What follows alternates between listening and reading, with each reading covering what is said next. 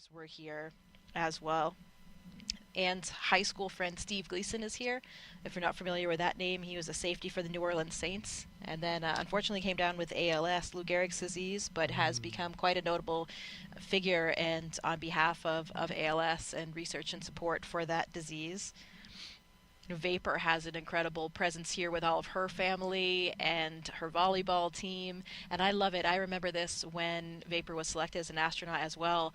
Both Anne McLean and I were actually on the selection board for Nicole Vapor's class, and I remember her family being there to celebrate their announcement. They all had matching t-shirts, and they do again today, her volleyball team as well, so a lot of spirit that they're showing. Kirill, I mentioned he has his host family from when he was a high school student in Texas, as well as friends and family members here from Russia. Dragon, SpaceX side hatch is closed, and we have begun the side hatch leak check. Copy.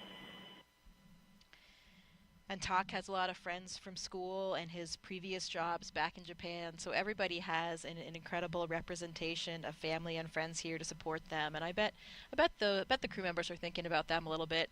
It's interesting. It's something we've talked a lot about as astronauts, that this launch day is the hardest for the loved ones, for those friends and family members. As crew members, we are so well trained in every little step along the way that we don't really have any surprises. We know what to expect, and we're pretty calm because you're just doing your job. You're doing what you're trained to do.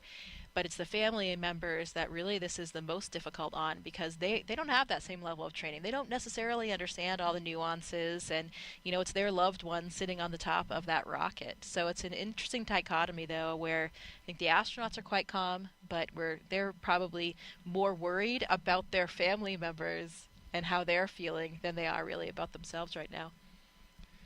And to draw the connection between you and Anne McLean, you two were in the same astronaut class, and that's how you became close friends. Yeah, we were selected as part of the 8 Pauls class back in 2013. So 11 and a half years we've been astronauts together, and we have become incredibly close. So this is a very special launch for me to see Anne embark on this second mission, especially because it's just watching her exactly where she should be. Anne is one of those natural born leaders. She just has this aptitude and ability to relate to and lead people in such a powerful way. So seeing her today as the commander of this crew, knowing that her crew is in such good hands, it is a really wonderful thing to see. Those leadership attributes come out even in the broadcast, as I've observed her just checking in on her teammates, seeing how they're doing. And when she answers questions in press conferences, she has a strong command of how to communicate, and she communicates really well. And that's a key to being a good leader, is to be able to have strong communication skills. Yeah, she absolutely does. And when we talk about the crew maybe thinking about their family members, I bet Anne right now is thinking about her 3 other crew members and making sure that they are comfortable and safe and have everything that they need. I have seen her do that all throughout the training profile and throughout her time here at KSC leading up to launch as well. She's really taking care of that crew.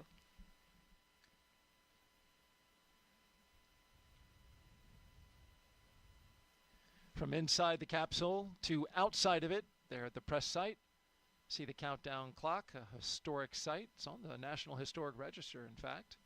With the flagpole blowing and the nice breeze going. Weather conditions for liftoff today, they're fabulous. There's your forecast. We are 95% go. Winds are coming 7 to 12 miles per hour out of the south-southwest. Temperature is a mild and comfy 70 degrees.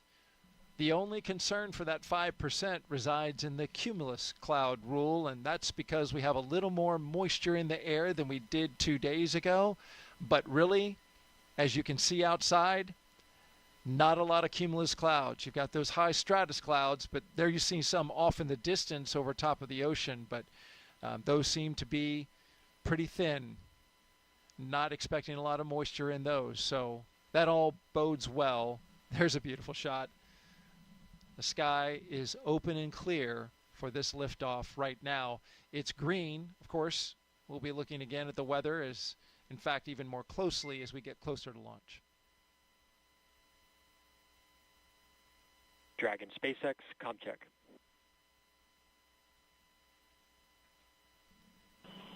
SpaceX Dragon, loud and clear. Core loud and clear. TDRS comm check complete. Stand by for comm checks with DC, MD, and LD in the launch configuration.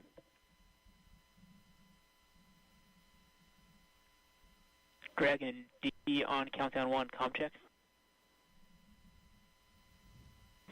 DC, Dragon, loud and clear. DC loud and clear. Stand by for comm checks with MD. Dragon, MD on countdown 1, comm check. MD, Dragon, loud and clear. MD loud and clear. Stand by for comm check over Dragon to ground. Dragon, MD on Dragon to ground, comm check.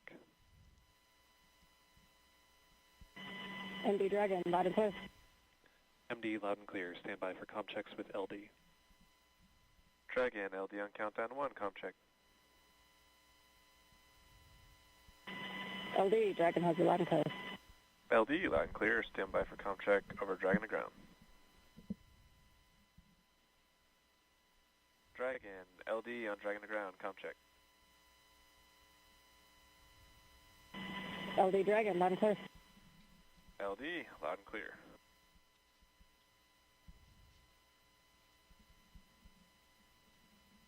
Dragon SpaceX, launch configuration comm checks complete.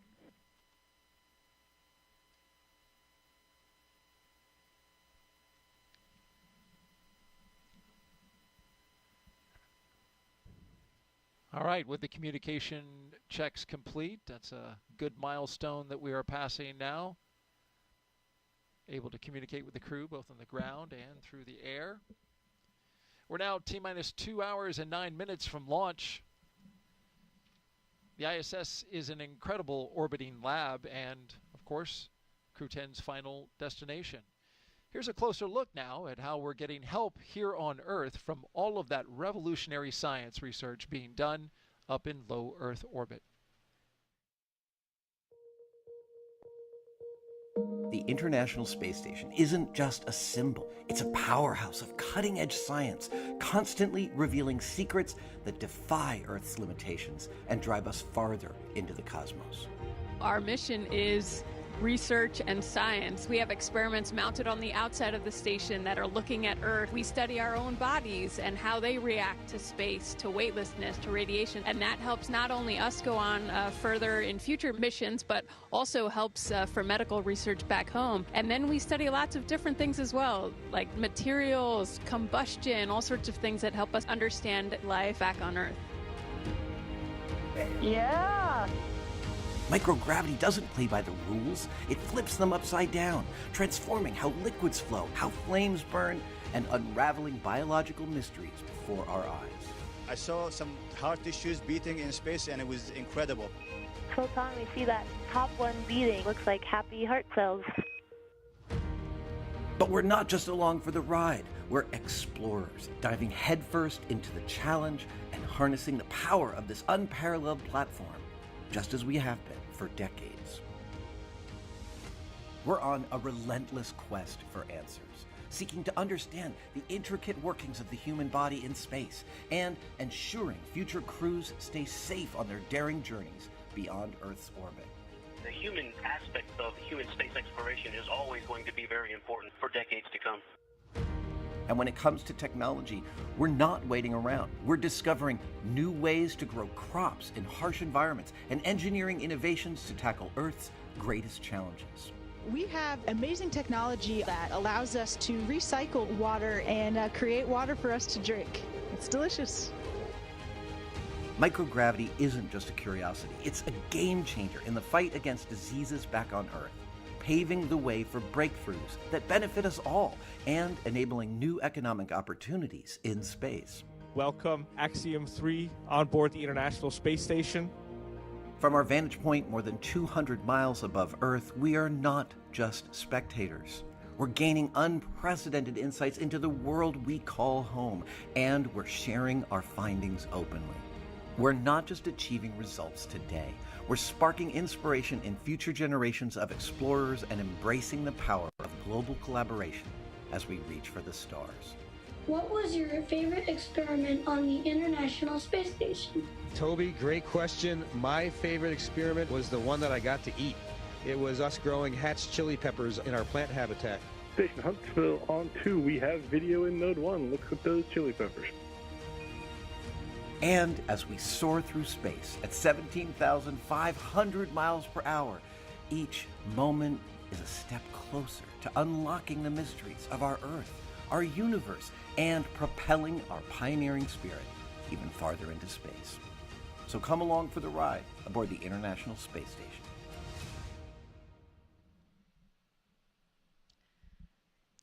Seeing that video brings a lot back of a lot of fond memories of my mission. We didn't grow peppers, but we actually grew Mizuna lettuce during my mission, and that was something that I very much enjoyed because you had something green and growing that you were taking care of.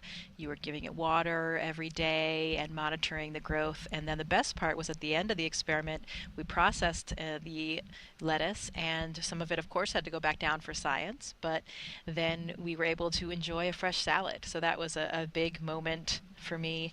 And we have so much incredible science going on the International Space Station during all increments. And there are some specific experiments I can highlight today for what this crew specifically will be doing. There are kind of two areas. We're actually gotten into the time now where we even do some science on board the Dragon before the crew docks to the International Space Station. Some of those experiments that they'll be doing in Dragon, they have an experiment called Space Health, which is a Canadian Space Agency experiment. It's a biomonitoring wearable technology garment, and it's looking primarily at things like the cardiovascular system in terms of understanding more about how that system responds to microgravity to make sure that we can monitor these aspects of astronauts and keep them safe on orbit. There's an experiment called Thigh Cuff that they'll be doing in Dragon as well, and this is really a small kind of restraint that they put around their thighs, and this can help prevent and counteract some of the fluid shift that we experience in microgravity. So in microgravity, we have this upward fluid shift of our blood volume where it really leaves our legs, because here on Earth, gravity is pulling, of course, all that blood down to your feet. So in space, you have this upward fluid shift where the blood goes upward into the torso area and in the face. Sometimes you can see that in some of the astronauts, especially as they start adjusting to the microgravity environment. And some of these fluid shifts may be actually contributing to some of the problems that astronauts are experiencing in space. There's one example, the spaceflight associated neuroocular syndrome, and this has some different hallmark features, but basically it is causing some vision deficits in some astronauts when they come back, and actually changes to the anatomy of the eye, the back of the eye, the retina, and the choroid layer, which has the blood supply for the retina. Some astronauts have an optic disc edema, so a swelling of the optic disc, and also even a flattening of the eyeball. So a flattening of the back of the eyeball actually changes the refraction and changes your vision. This was something that I actually experienced during my mission. I had a pretty severe case of SANS. Luckily, everything is kind of back to normal now, but the one lasting symptom that I have is that I have perfect vision now.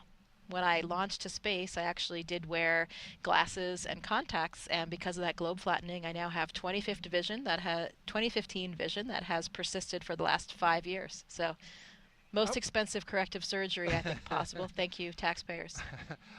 When you mentioned that on Wednesday, it really kind of surprised me that it fixed it. But then I thought about it, and for most people who know, I wear glasses. For people who also wear glasses or contacts, you can have an astigmatism, which is an irregular shaped eyeball. And I was wondering since then if that's what ends up happening. Does it then take that irregular shaped eyeball, which is more like a football, and kind of make it more into a basketball when you go to in terms of your case and getting not better? Not necessarily. In terms of my case, it's not like it's causing an astigmatism, and I didn't have an right. astigmatism. No, but I'm saying reversing it. Yeah, well, I didn't have an astigmatism to begin with. I That's see. different than just being nearsighted or farsighted. Okay. So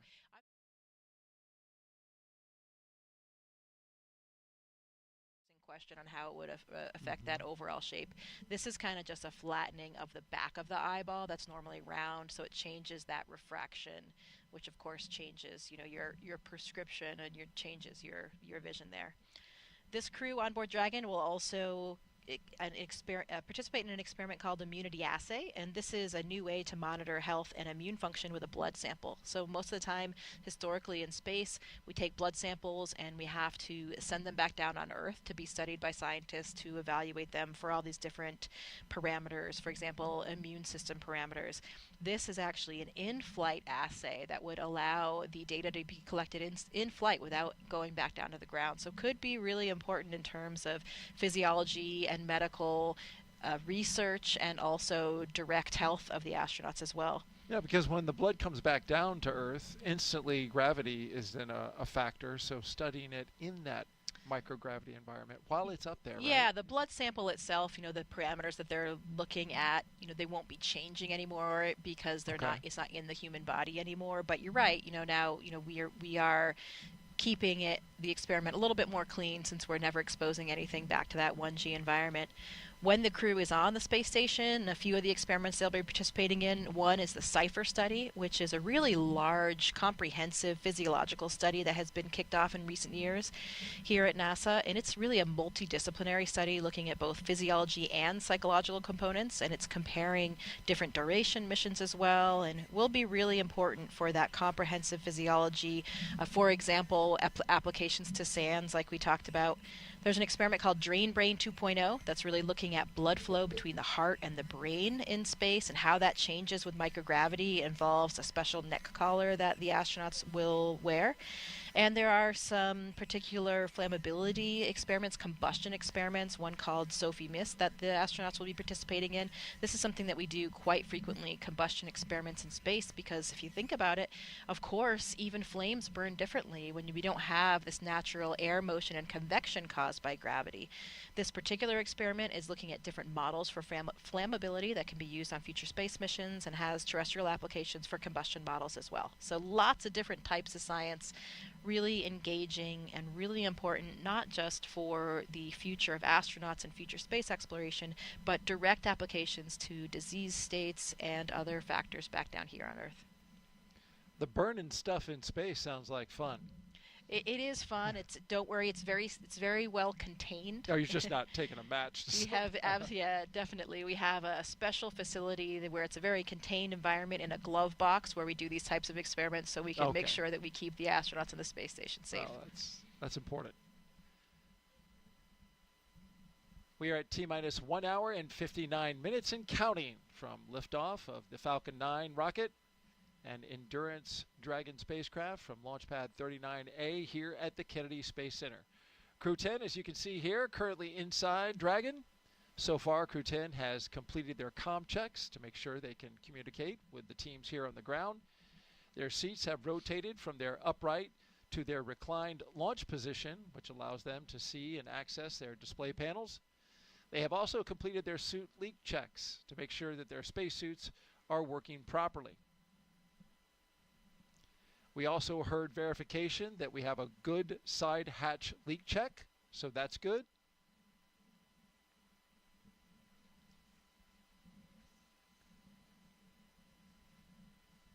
If you've been watching us since we came on the air at 3 p.m.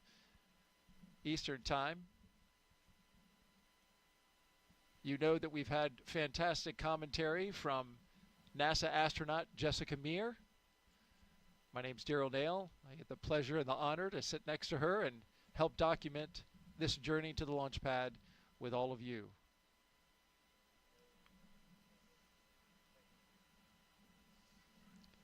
Let's go over the crew so you have a sense of a little bit about the folks who are inside the capsule today. We'll start with our crew commander, Ann McClain. This NASA astronaut is a West Point graduate and U.S. Army colonel who has spent 204 days in space and completed 2 spacewalks. She's a highly decorated Master Army aviator with over 2,000 flight hours. For post-ingress briefing.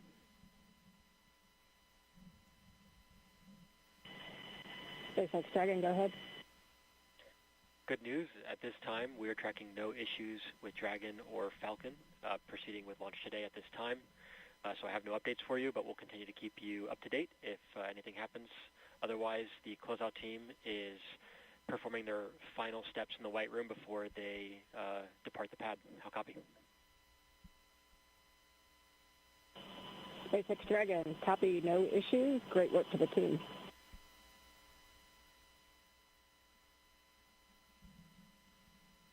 That's a great update. Working no major issues. The launch vehicle, the spacecraft, the ground systems, all good as we watch the closeout crew continue to do their work before leaving the launch complex.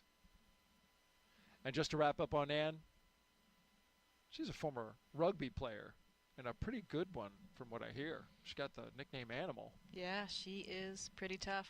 We talked earlier about her need for speed, and I think that leads into the story we told.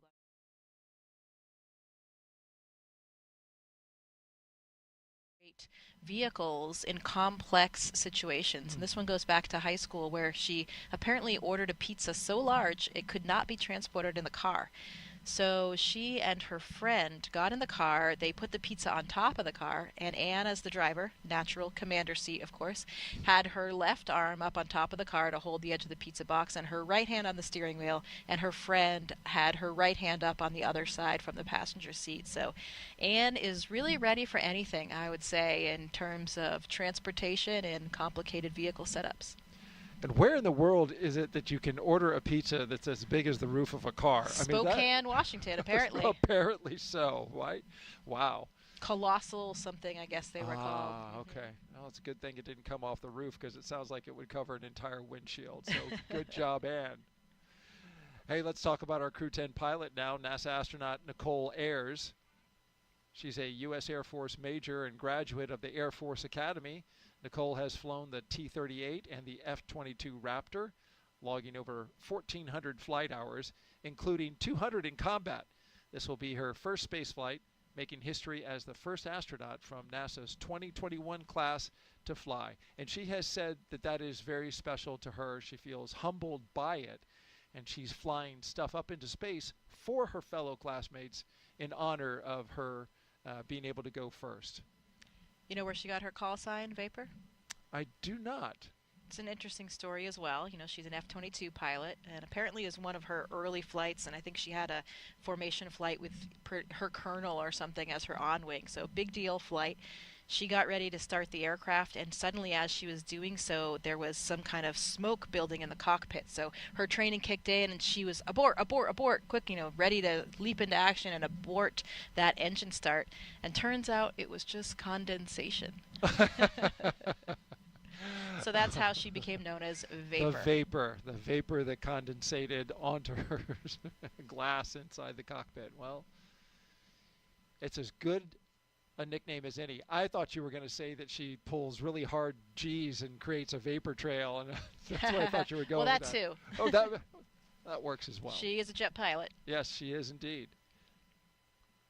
Let's move on to our mission specialist now, Takuya Onishi.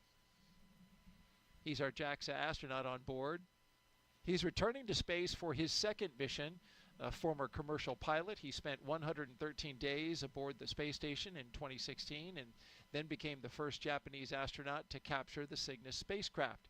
When he's not training as an astronaut, he enjoys flying, hiking, movies, and playing the saxophone. Also serving as a flight director. You know, he, after his second flight, got certified as a flight director and was actually acting as a flight director on the ground in the Mission Control Center in Japan for even up during his training flow until his last trip to Japan. So really exceptional experience for him because it really gives you that kind of perspective that's so vital as an astronaut to understand the ground really intimately.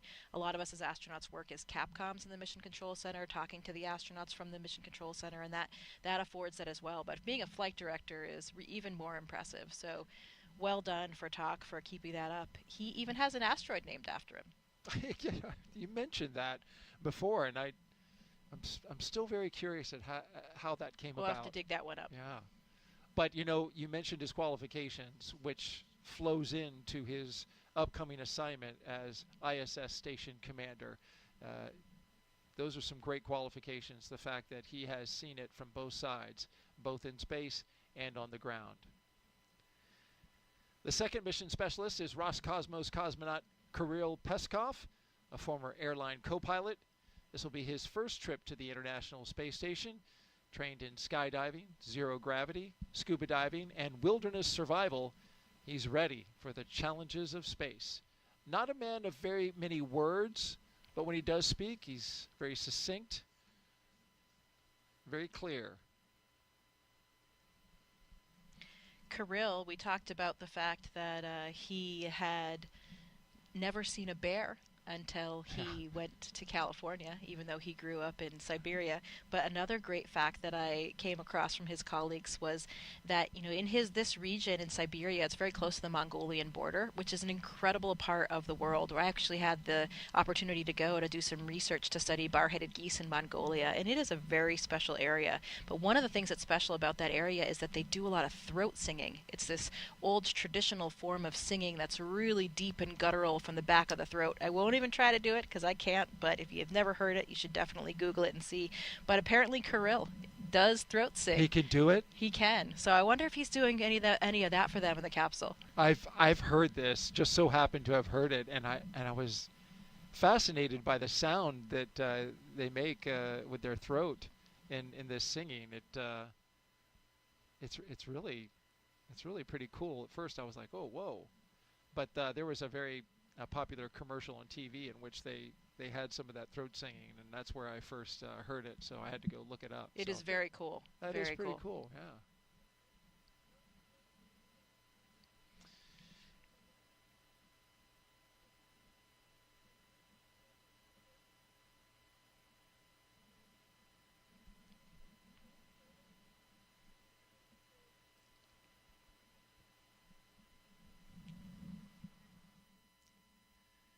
We are T-minus 1 hour and 49 minutes until the liftoff of NASA's SpaceX Crew-10 mission. We have 3 astronauts and 1 cosmonaut inside of Dragon Endurance atop a Falcon 9 rocket. They're at Launch Pad 39A. They are headed to the International Space Station to help maintain the orbiting lab.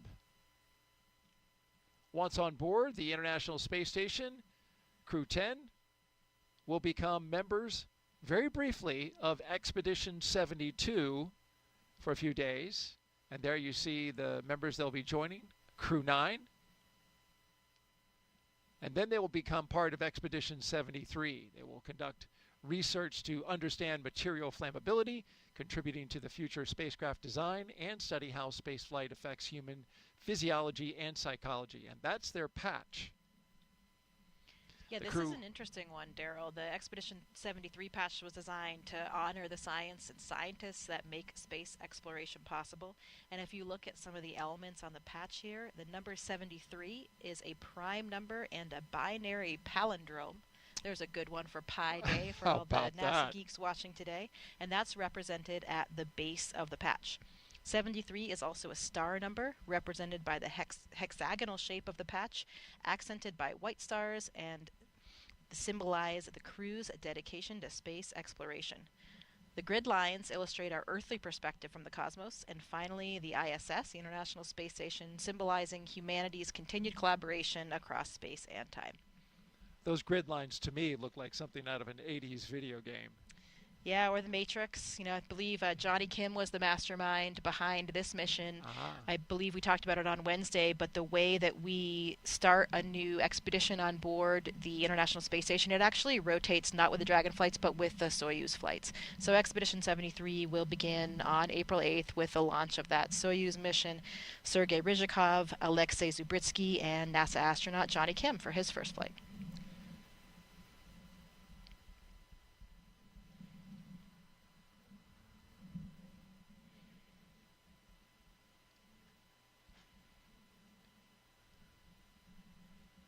While we have a moment, let's take another social question.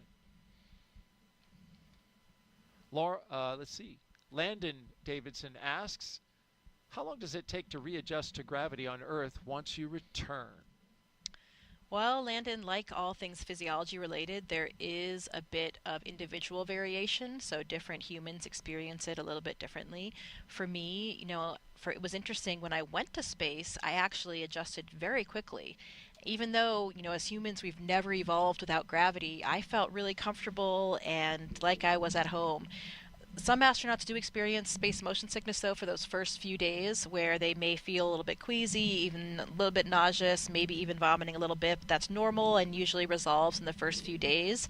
And most of these effects are really due to your neurovestibular system. So your inner ear, we have these semicircular canals, and some other organs that are actually gravity dependent in terms of how they work for your neurovestibular system, which is of course responsible for spatial awareness and balance and those types of things. So that system goes a little bit haywire when you first experience microgravity, and then once again after you've adapted to that and you come back down to Earth. So when you come back down to Earth, you don't feel great. You literally feel gravity, kind of like the bully on the playground that has their hand on your head and is pushing you down. You feel the weight of gravity when you're sitting down, like you just feel heavy. You go to get up from sitting on the couch. I remember having some lower back pain that actually persisted for many months. I just felt really stiff, like I was suddenly 80 or 90 years old and I couldn't, quite straighten out my back. But overall, astronauts generally adjust pretty quickly. In those first few minutes and even hours, you're a little bit like a drunken sailor when that neurovestibular system is really kind of readjusting. Some people have a little bit of motion sickness in those first few days. I didn't really have that. I was pretty fortunate. And then, you readapt to things like walking kind of quickly because your body just, gets used to it. You'd been doing it for so many years before flight. It takes a little bit longer to adapt to running because it's this more complex motor neuron connection for running than it is walking. And I remember that very well. I was in the gym with my trainer, and she's like, "Okay, go ahead, run across the gym." And it felt so strange as I took kind of that upstroke of one foot. It felt normal, but then when I landed my foot, I felt like I was an elephant crashing down to the ground. Wow. And we run in space on the treadmill every day, every other day, and so you're used to running, but you're not really used to running at your full body weight because in weightlessness we have a harness that we use to hold us down on the treadmill, but we usually only run at about 75% of our body weight. And of course it's so different when you're not under the full effect of gravity. So running takes a lot longer to kind of get normal again. So depending on what exactly you're talking about, the first days, even weeks, you feel pretty tired, but then you adapt fairly quickly after that, and maybe some lingering effects for some people, back pain and that kind of thing, but really a lot of individual variation there.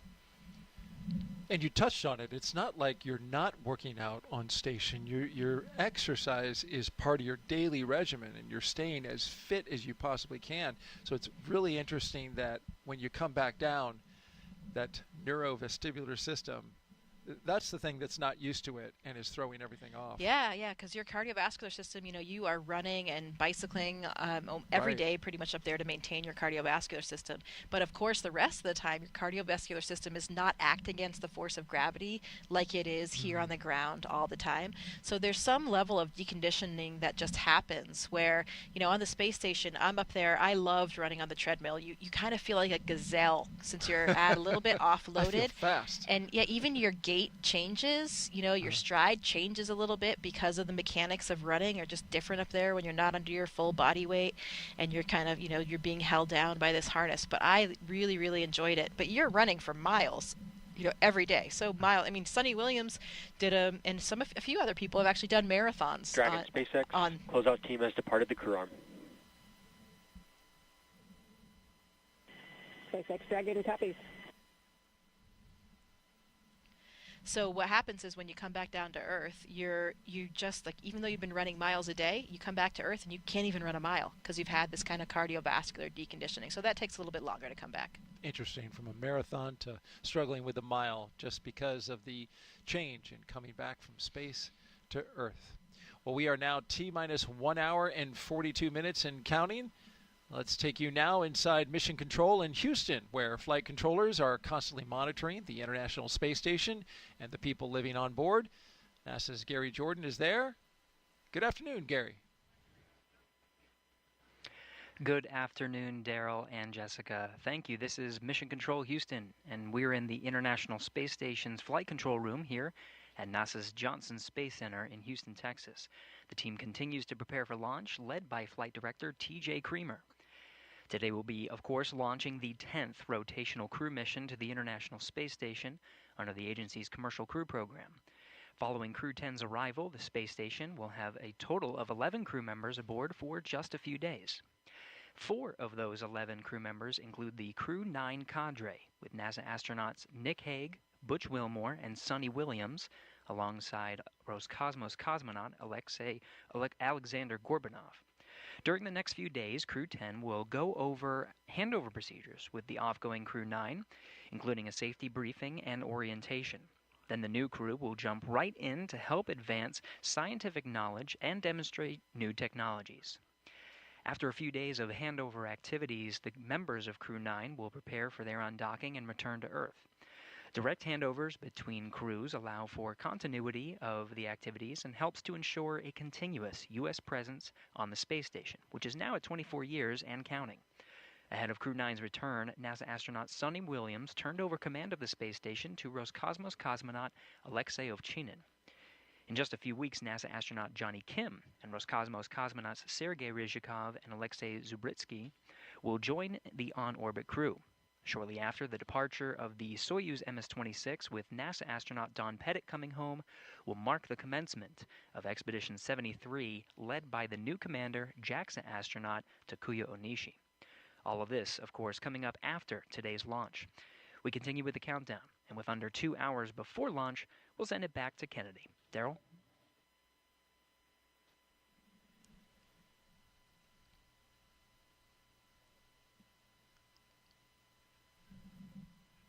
If you're just joining us, this is live coverage of NASA and SpaceX's Crew-10 mission to the International Space Station.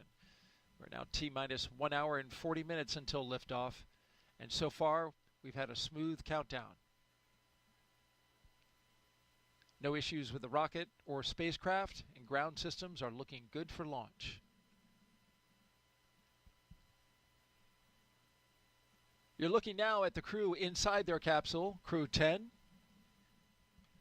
And one of the first tasks Crew-10 did as a team was design and create their mission patch. There it is on your screen. And here's their description. The SpaceX Crew-10 patch was thoughtfully designed by the 4-person crew. They used AI for the initial inspiration, and then a human artist perfected the design. So as you can see, as you're looking at there, it's a 10-sided patch with the Roman numeral X boldly in the center, representing the ascent and descent that they will do. It's also representing the 10th operational flight of the Dragon spacecraft. Notice the Dragon with its wings fully out in full flight. That's a nod to the 4 crew members who are all professional pilots. The stars are red, white, and blue for the flag colors of each crew member's home country, and the brightest stars represent the crew's closest family members and support system. It's a lovely patch. And it was interesting, Nicole Ayers was asked about it. She said she kicked off the design of the patch when she and her husband initially used the AI image generator to come up with some ideas, but it was really just to kind of kick off some ideas, and she took those then to the human artist, who then was able to artfully design that Crew-10 patch. And I really like that X in the middle and how it's got them ascending into space and then returning to space. It's a good one, and you can see it there represented on the flagpole just below the American flag. Flies the Crew-10 patch on the CCP flag. CCP standing for Commercial Crew Program. Yeah, it's one of the great things that we do together as a crew. Another one of those traditions like we talked about. You know, I don't know that everybody knows that we really do design those patches by ourselves. So we try to capture the elements that are important to us, special things from our professional and or personal lives, special things about the mission and timing, and just things that mean a lot to all of us as crew members. Oftentimes, you know, we are capturing the international spirit of cooperation and collaboration that's reflected by the makeup of our crew. We talked already about that 50th anniversary of the Apollo-Soyuz mission as well. All of these things really play into our patch design and thinking about what components to put there. Will you have some artistic influence in your patch if you do a patch one day? Oh, absolutely. So yeah, I did help design the patches for my previous mission and for future missions as well.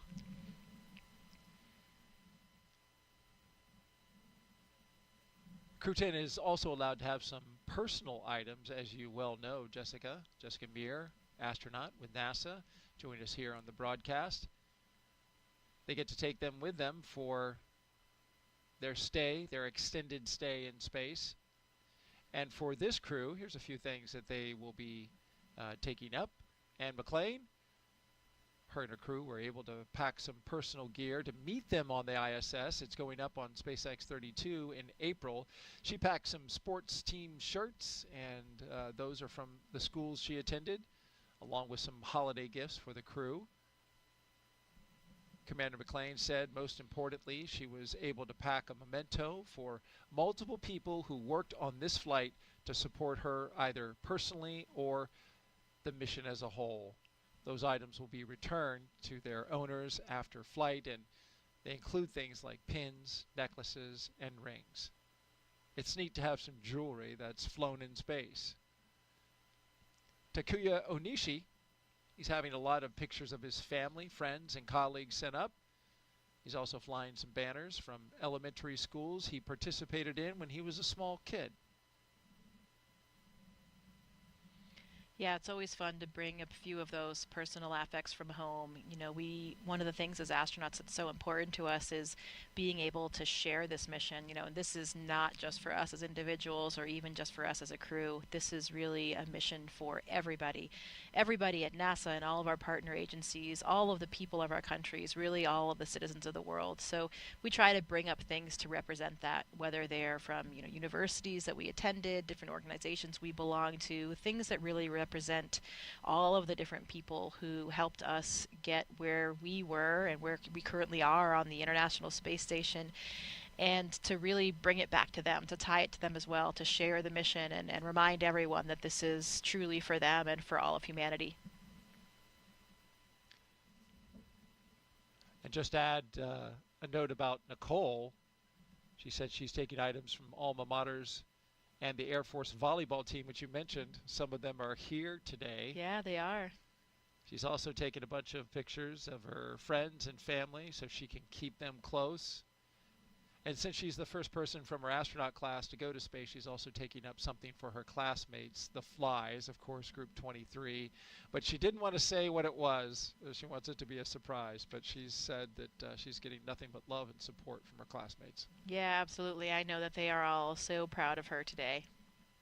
So excited for her. I never forget that first moment when you see your first classmate launch. It really does feel different. You know, you get to know all of the other astronauts and cosmonauts that are flying, and every launch, of course, is very special when it's one of your friends or colleagues. But it's a little bit different when you see your own classmate, because it just makes it more real for you. You know, your classmates are like your friends and family, and they started at the same time as you, and it just gives this extra dose of reality of, you know, wow, I didn't just become an astronaut. We actually are going to have the chance to go to space now. So very exciting day, I know, for all of the Flies. And a relaxing one for Kirill Peskov, who's on the left side of your screen, who looks to be taking advantage of some relaxing time before liftoff. Absolutely. Maybe he's getting ready for some throat singing. You know, maybe this is part of the process. He just heard me. He woke up. Yeah, he's going to let me clear my throat. Well, as Crew-10 launches, that means that Crew-9 will return home soon. Crew-9 launched from Pad 40 at Cape Canaveral Space Force Station back on September 28th, 2024. And that was a unique flight because it was only 2 crew members in order to make room for Butch Wilmore and Sonny Williams, who, of course, flew up on a Boeing Starliner test flight, but are now coming down in those 2 open seats with Crew-9. That capsule is on station right now. Wilmore and Williams have been living and working on the space station now for over 9 months, the other 2 for a little over 5 months. Once Crew-10 arrives, there will be what's called a direct handover for 4 days, which is going to be shorter than usual. And then, of course, Crew-9 will undock and come back home. And so that's going to be a quick handover period that they're going to have, a little different than the longer week or so that they have? Yeah, it depends on what's going on, with comings and goings of different spacecraft. So those handover periods can be variable. Also because, we never know exactly when the Dragon's going to leave because we have to have good weather prediction for landing. So you never know exactly how long they'll be, but we do have to plan for something. This one is called a 2+2 handover. So we'll have 2 days of dedicated handover activities where the crew members that are up there, the experienced crew members, will be handing over all the important information, how they do things. Of course, this new crew is well trained on all the systems and everything up there, but there is just something to understanding exactly the lay of the land when you see it in person. Little nuances that you can really only get from the crew members that are up there, you can't necessarily get from the ground teams. So we take that time to really hand over all of that really important information. That would be, especially for the new astronauts that have never been on board, but even for Anne and Tak, who are experienced and have been on ISS before, things have changed. It's been years since their mission, so there's different hardware on board, different systems. Some things are running a little bit differently, so really important time. The other component of 2 from that 2+2 is 1 arrival day and then 1 departure day. We will be extremely happy to have Sunny and Butch back down here on Earth. They've been up there for longer than expected, but they were up there in space doing their mission, doing what we do as astronauts, the moment we all wait for as astronauts. So they've had a very productive mission.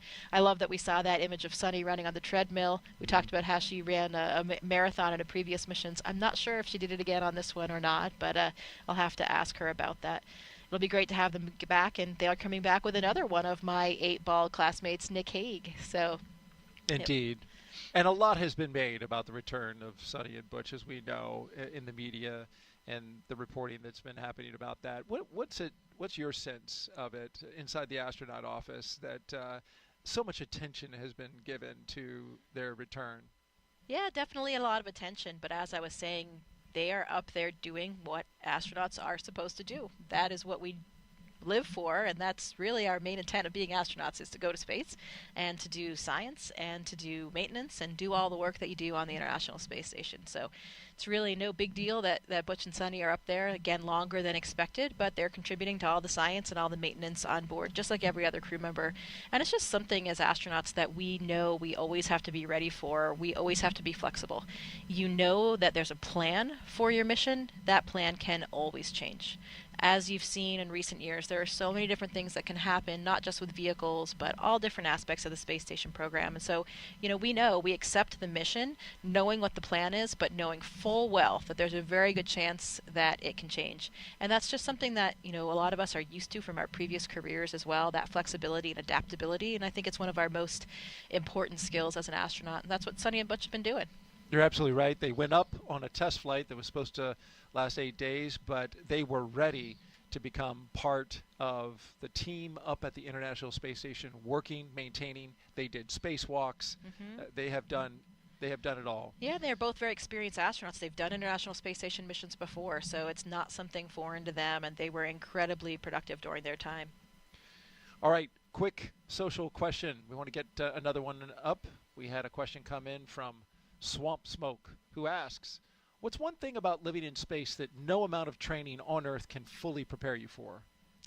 Yeah, that one, we get asked that one quite a lot. And what I usually answer, I think, is true. We have so much extensive training that we've talked about today. We know all of these things. We have all this muscle memory for the spacesuit and all the things that we do up there. But what nothing can train you for is how it feels to live and work in microgravity all the time. Just the simple things, like the fact that you can't put your drink down on the table. You can't put your pen down. We've got Velcro on everything. And it's this really, if you see the photos and video of the International Space Station, there's stuff everywhere, on all the walls, on the ceiling, on the floor, cables everywhere. So if you take your drink bag and you Velcro it to a wall because you're up on the ceiling working for one moment, and then you go to a different location, you're on the floor or one of the walls, suddenly you're like, wait a minute, where did I put that drink bag? Because everything blends in this three-dimensional space, and your brain just isn't used to that. Here on Earth, look at us right now. Everything that we're using or looking at is really right down on this desk. We just put everything down, it stays there. We are not using any of this three-dimensional space above our heads or behind us or on the walls. And in space, you utilize all of that. And so it takes your brain some time to really adapt to that, to understand you lose things a lot in the beginning because you put your drink bag down and you don't know where it went because you've been in all these different orientations and positions, and it's really hard to make those connections on spatial awareness. So I think that's the thing that's really difficult. Nothing can train you for it. You can talk to other astronauts and they can give you tips for dealing with some of these things, but until you experience it yourself, you really can't prepare for it. I lose a lot of stuff on the ground. I can only imagine what I would lose in space. Thank goodness that my wife helps me track it down, along with these little Bluetooth reminders of where my keys and my wallet are. All right, T-minus 1 hour and 26 minutes and counting.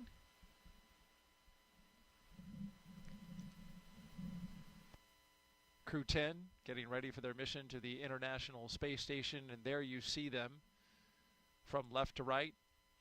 We have Roscosmos cosmonaut and mission specialist Kirill Peskov. To his left, our right, the pilot, Nicole Ayers. To her left, going to the right, is the commander, Anne McLean. And then to the far right on the screen, mission specialist and JAXA astronaut Takuya Onishi.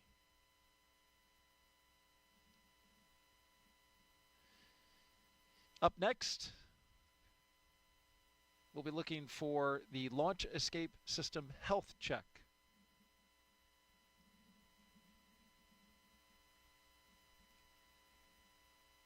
It's been a beautiful day so far here on the Space Coast ahead of liftoff. Currently at 7:03 p.m. Eastern Daylight Time and 48 seconds. For those who like to know the detail.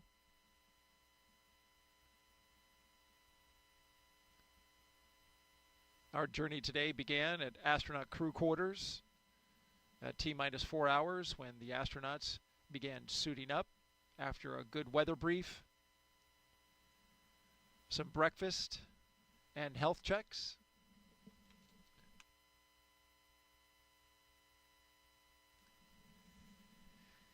They got into their vehicles and traveled out to the pad. It took about 20 minutes. They ascended the launch tower and then crossed that crew access arm that you see on the right-hand side of the screen. That took them into the white room at the very end of the arm, and they ingressed into the spacecraft where they are now. Got less than 90 minutes until liftoff. They performed this routine exactly as they did today on Wednesday during the first launch attempt. We got down to T-minus 43 minutes until we had an issue with some ground equipment and the hydraulics where there was a trapped pocket of air inside the system. That was fixed and bled out on Thursday, and now the ground support equipment is good to go. The launch vehicle is go, and so is the spacecraft.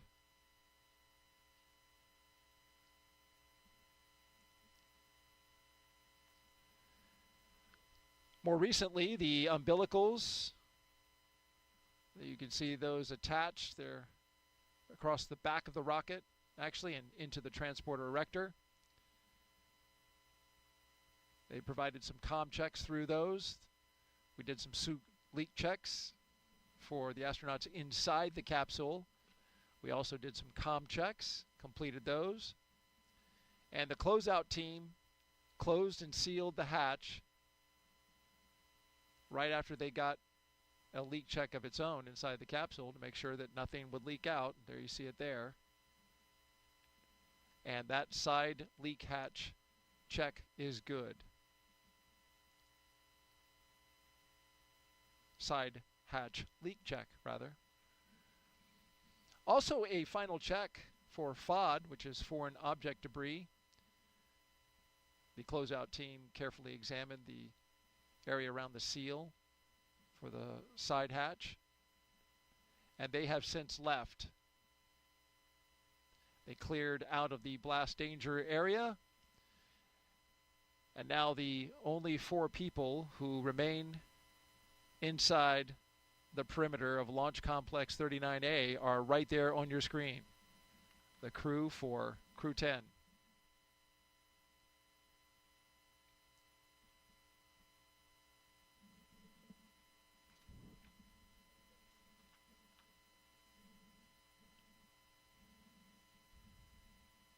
This Dragon Endurance spacecraft is a special one for NASA. It's also special to Jessica, as you noted so well, and talking about the name of Endurance and a historic ship that helped Shackleton cross the Antarctic.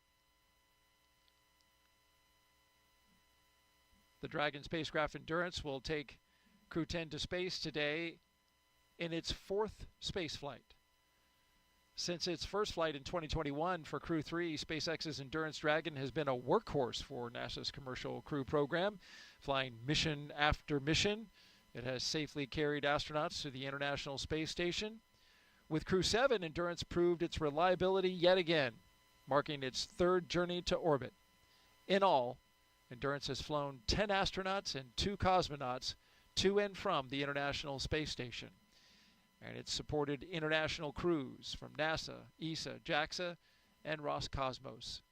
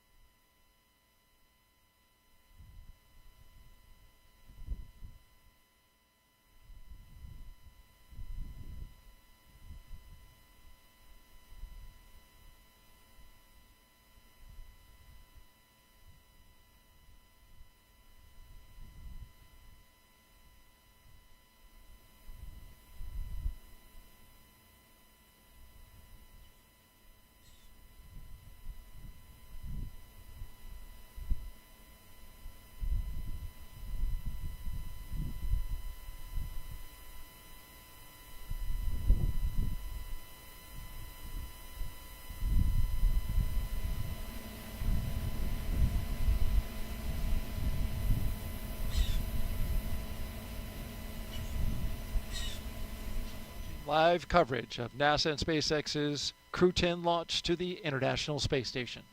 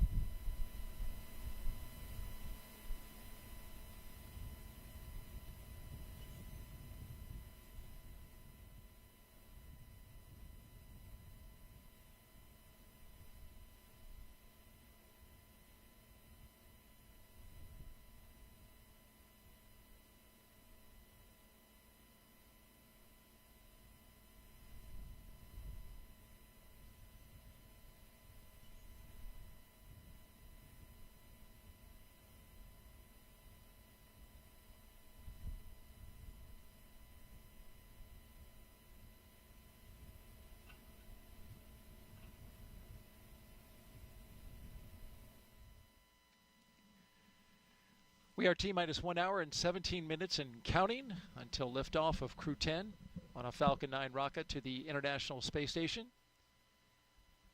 Crew-10 will be the latest crew to fly as part of NASA's Commercial Crew program, which uses private companies to transport people to and from the orbiting lab from right here on U.S. soil. We've had a great countdown so far. What a beautiful shot. The Indian River Lagoon in the foreground. In the background, the Falcon 9 rocket and Endurance spacecraft with Crew-10 on board. Weather is 95% go.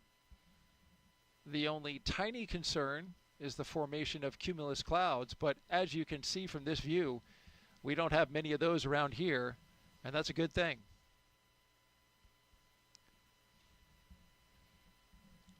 Excitement is starting to pick up as we get closer and closer to liftoff, and Jessica, it's been a good day so far. Yeah, absolutely. The weather looks perfect, and much to Vapor and other Air Force jet pilots' delight, no need for umbrellas today. That's right.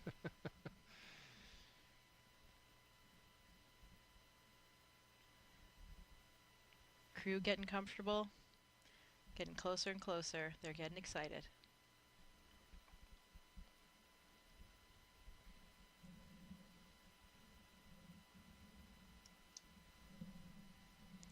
You know, Daryl, it's been 5 years since the Demo 2 mission, which was the first crewed mission of SpaceX, and that was an interesting timing. That was actually just after I left the ISS. I left in April of 2020, and Demo 2 occurred in May, and since then, we've had 11 crewed flights. This will be the 11th crewed flight, so this will be the 10th rotational flight for crew members after that Demo 2 flight. So pretty impressive that all of that has happened in that 5-year period. And another fun fact, the Demo 1 mission, which was of course the mission without a crew for that very first test of the Dragon and docking to the space station, that was when Anne McClain was on board for her first mission in 2019. So she played a very crucial role of getting in Dragon and doing all of those checkouts after that vehicle had docked to the space station. So pretty cool full circle story here of Anne being up there for that first uncrewed mission, and now in Crew-10, the 11th crewed mission in the last 5 years. So pretty impressive. How about that? She saw the first Dragon come up, and now she's on board the 11th. And for you too, right there at the beginning, you know, we're on our 10th operational mission, as you mentioned, and now when you look back, you think about just being right there at the beginning of the commercial crew program when that Dragon docked at the ISS. It was really exciting for, you know, the entire country was so thrilled to have the ability to fly to space from American soil again. Yeah, it was really wonderful to resume that aptitude to send rockets and with crew members on board from American soil again from here in Florida, and of course still trading off regularly with our Russian counterparts with Soyuz flights. So we're still continuing to fly American astronauts on the Soyuz, and as you see, we have a Russian cosmonaut on the Dragon today. So really nice that we maintain this spirit of international cooperation on board the International Space Station.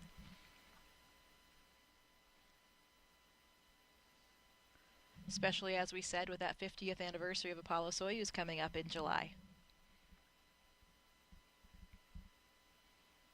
Another spectacular view. I think it's going to be a very beautiful launch day for all the people on the ground here in Florida.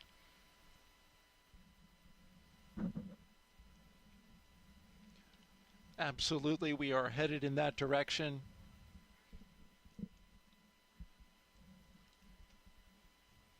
And hopefully so with the weather, because the weather gets a little iffy once we get into the weekend. So this is a prime opportunity to go.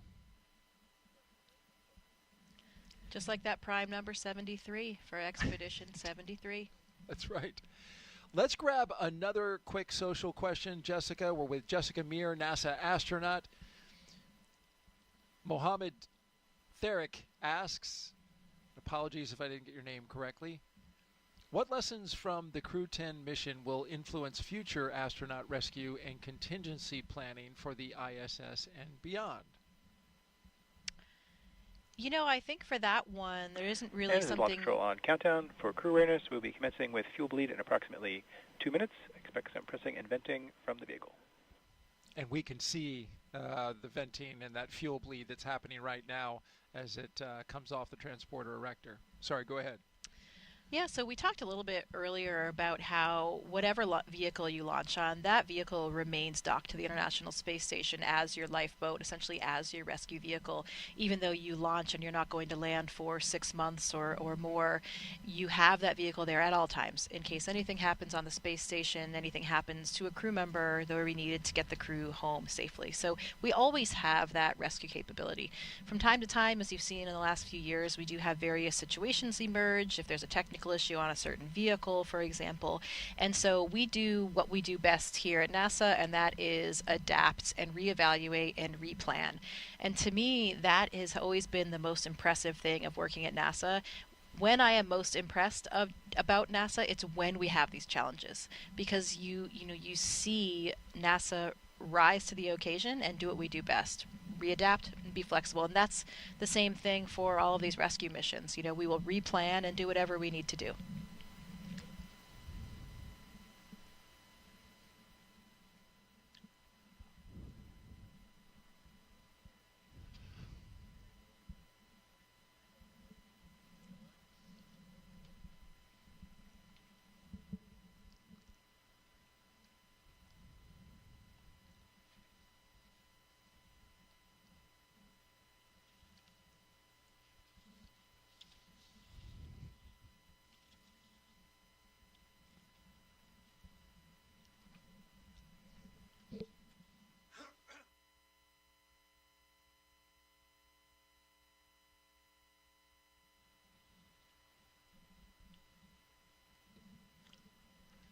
Good afternoon. You're watching live launch coverage of NASA and SpaceX's 10th rotational flight to the International Space Station.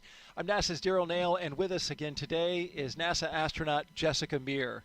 It's great to have you back again. Thanks, Daryl. It is wonderful to be here. Sending your friends and colleagues up to space is always the best thing that you can do as an astronaut here on the ground. So I'm so excited to be here playing a role in all of it. And a big reason that you're here, to see your good friend Ann McClain off to space. Liftoff for her and the rest of the crew is at 7:03 p.m. Eastern Time from here at Launch Pad 39A. But before we continue our coverage, a quick reminder about Jessica's experience in space. Take a look back to 2019. Jessica Meir and Christina Cook made history with the first all-women spacewalk, the 221st for Space Station Assembly. 2 years later, Jessica served as astronaut support person for Crew-10, or Crew-2 rather. There you see her, number 38, helping the team all the way to the pad. Then she went over to pad 39B, where she rehearsed with the Artemis II crew. A great time with the astronauts was had, but this time this crew was practicing to go to the moon. You know, I really like this video because it shows the enthusiasm that we all bring to the roles, whether it's a support role or whether it's a crew itself. You know, there is nothing better than sending your friends off to space, as I just said. So one of the most interesting things about our job as astronauts is doing different things all the time. It is an incredible time to be an astronaut right now, where we have so many different vehicles we can launch on. The Soyuz, like I launched on, the SpaceX Dragon that you're watching here today. Soon, hopefully, coming up next year, the Artemis II vehicle will launch and send our first astronauts to an orbit around the moon. So it's a very exciting time for us. We certainly have a lot to look forward here on the Space Coast and for the United States space program. Some background, though, on today's launch attempt. It is the second launch attempt for Crew-10. On Wednesday, NASA and SpaceX stood down from the first attempt after teams discovered a suspected pocket of air trapped in the ground support hydraulic system used for the clamp arm that you can see there on your screen. It is wrapped around the Falcon 9 rocket and holds it to the launch arm. Yesterday, ground support teams successfully flushed that hydraulic system, and now it is ready to go for today's launch. The crew had a little bit of break while they worked on that. Yeah, they did. The crew was able to relax yesterday. I think it was a very fortuitous opportunity because, you know, the day before you launch, they're still probably doing all of these things that are giving them a little bit of stress, dealing with last-minute issues. And then yesterday, they had already done all those things for the previous launch. So they had yesterday to really relax and had just a chance to be outside at the beach house and just take it all in, appreciate some of the sights and sounds and feels of the Earth before they go to their new home on the ISS. Crew-10 will be launching from pad 39A that you see there. Big props to our flight operations crew right here at the Kennedy Space Center for those beautiful views. You see the helicopter on the left part of your screen orbiting around the pad, going in circles, and appropriately so, here on Pi Day. Once the crew, sorry? I'm sure making Anne McLean feel right at home, too, the sweet sounds of the helicopter in the distance. Absolutely. A helicopter pilot herself, and all of them pilots inside the capsule today. In a little over an hour, this spacecraft and rocket will lift off. So let's take you through the rest of their launch day previously leading up to this moment. After waking up and having a bite to eat, SpaceX helped Crew-10 into their suits, as you can see here inside the historic crew quarters suit-up room. They also played a card game, a tradition to use to get their bad luck out of there, losing for the commander and the chief winning. Then we saw them walk out, Crew-10 waving, taking the same footsteps as every NASA astronaut since Apollo 7 in 1968, walking out, greeting the crowd, getting into their vehicles, and then joining a security escorted caravan for a 20-minute ride to launch pad 39A. And then there they are, looking up and looking out as they walk down the crew access arm into their spacecraft on top of the rocket, and now they are locked and loaded inside the spacecraft. And we are watching them live while they await the next big milestones, the fueling of the Falcon 9 rocket and the arming of the launch escape system. Throughout this broadcast, we've been taking your questions from social media, so keep sending them. Hashtag AskNASA on NASA's YouTube, Facebook, X, and Twitch platforms. Also, for those of you watching on NASA's YouTube channel right now, a reminder to make sure you refresh your player or browser to join our live chat. Now, at this time, we are expanding our coverage and would like to welcome SpaceX and NASA commentators joining us live from Hawthorne, California, where the SpaceX mission team is located. And a great good afternoon and welcome to both of you.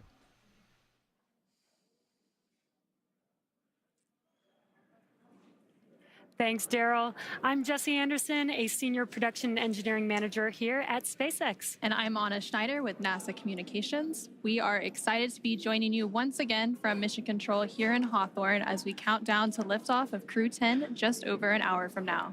Of course, Crew-10 is our 10th operational mission with SpaceX, flying astronauts for long-duration missions to the International Space Station. Crew-10 will have 2 first-time flyers on board, as well as a veteran NASA astronaut and a veteran Japan Aerospace Exploration Agency, or JAXA astronaut.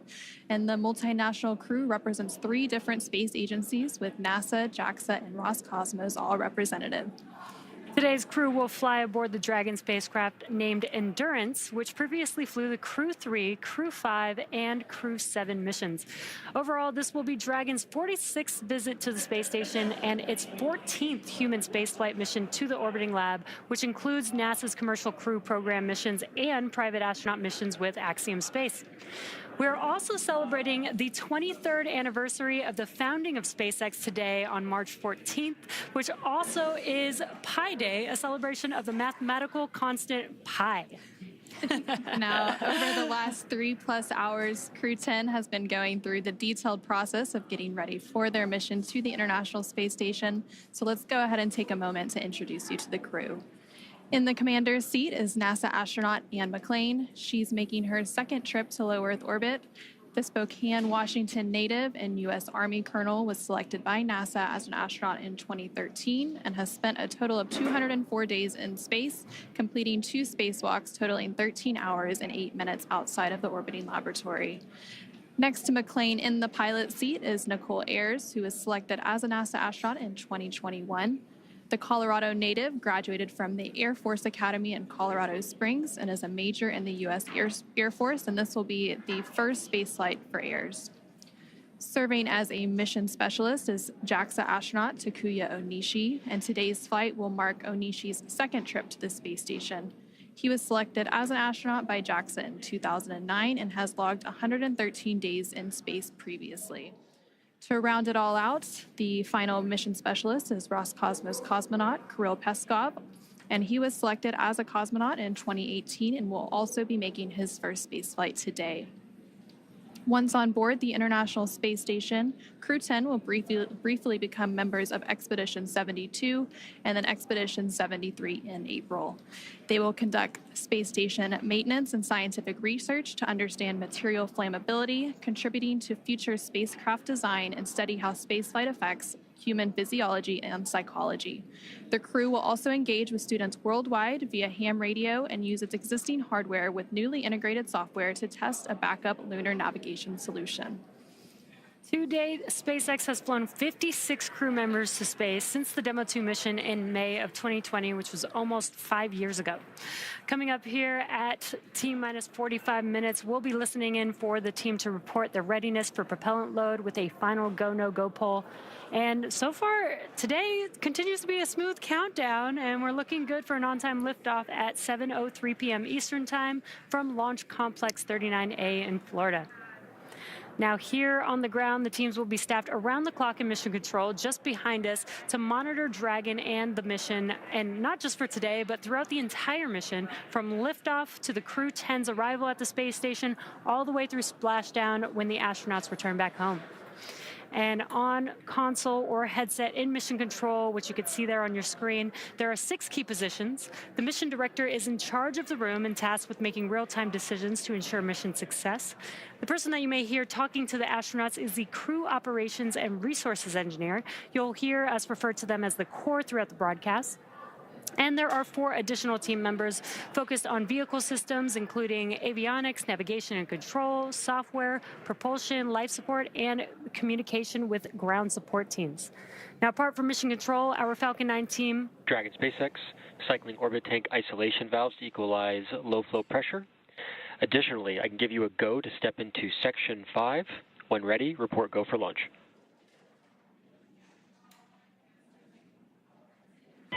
SpaceX Dragon, copy Section 5 and work. Just pausing for some comms between the core and Crew-10. Now, apart from mission control, our Falcon 9 team is currently located in the Launch and Landing Control Center at Hangar X. And we are now less than an hour until launch, and they are settling in for final checkouts, propellant loading, and getting ready for launch itself.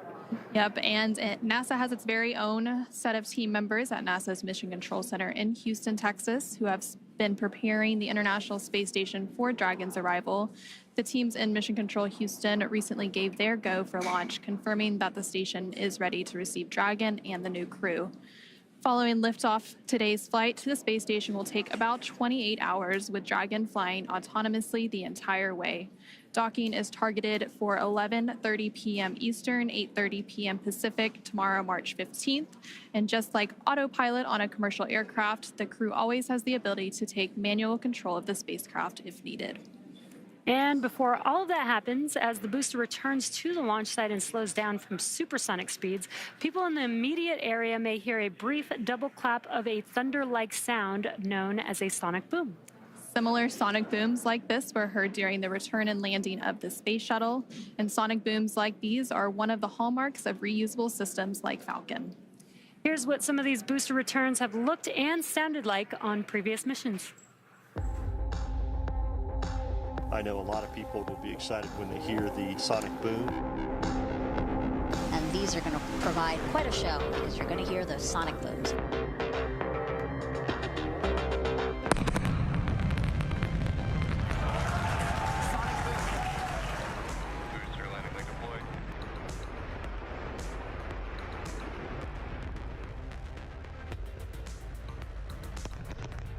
That sonic boom is great for us. That thunderclap broke the sound barrier.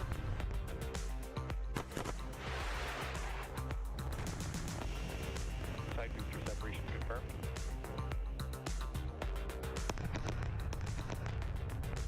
Just heard the 2 sonic booms here. Booster landing confirmed.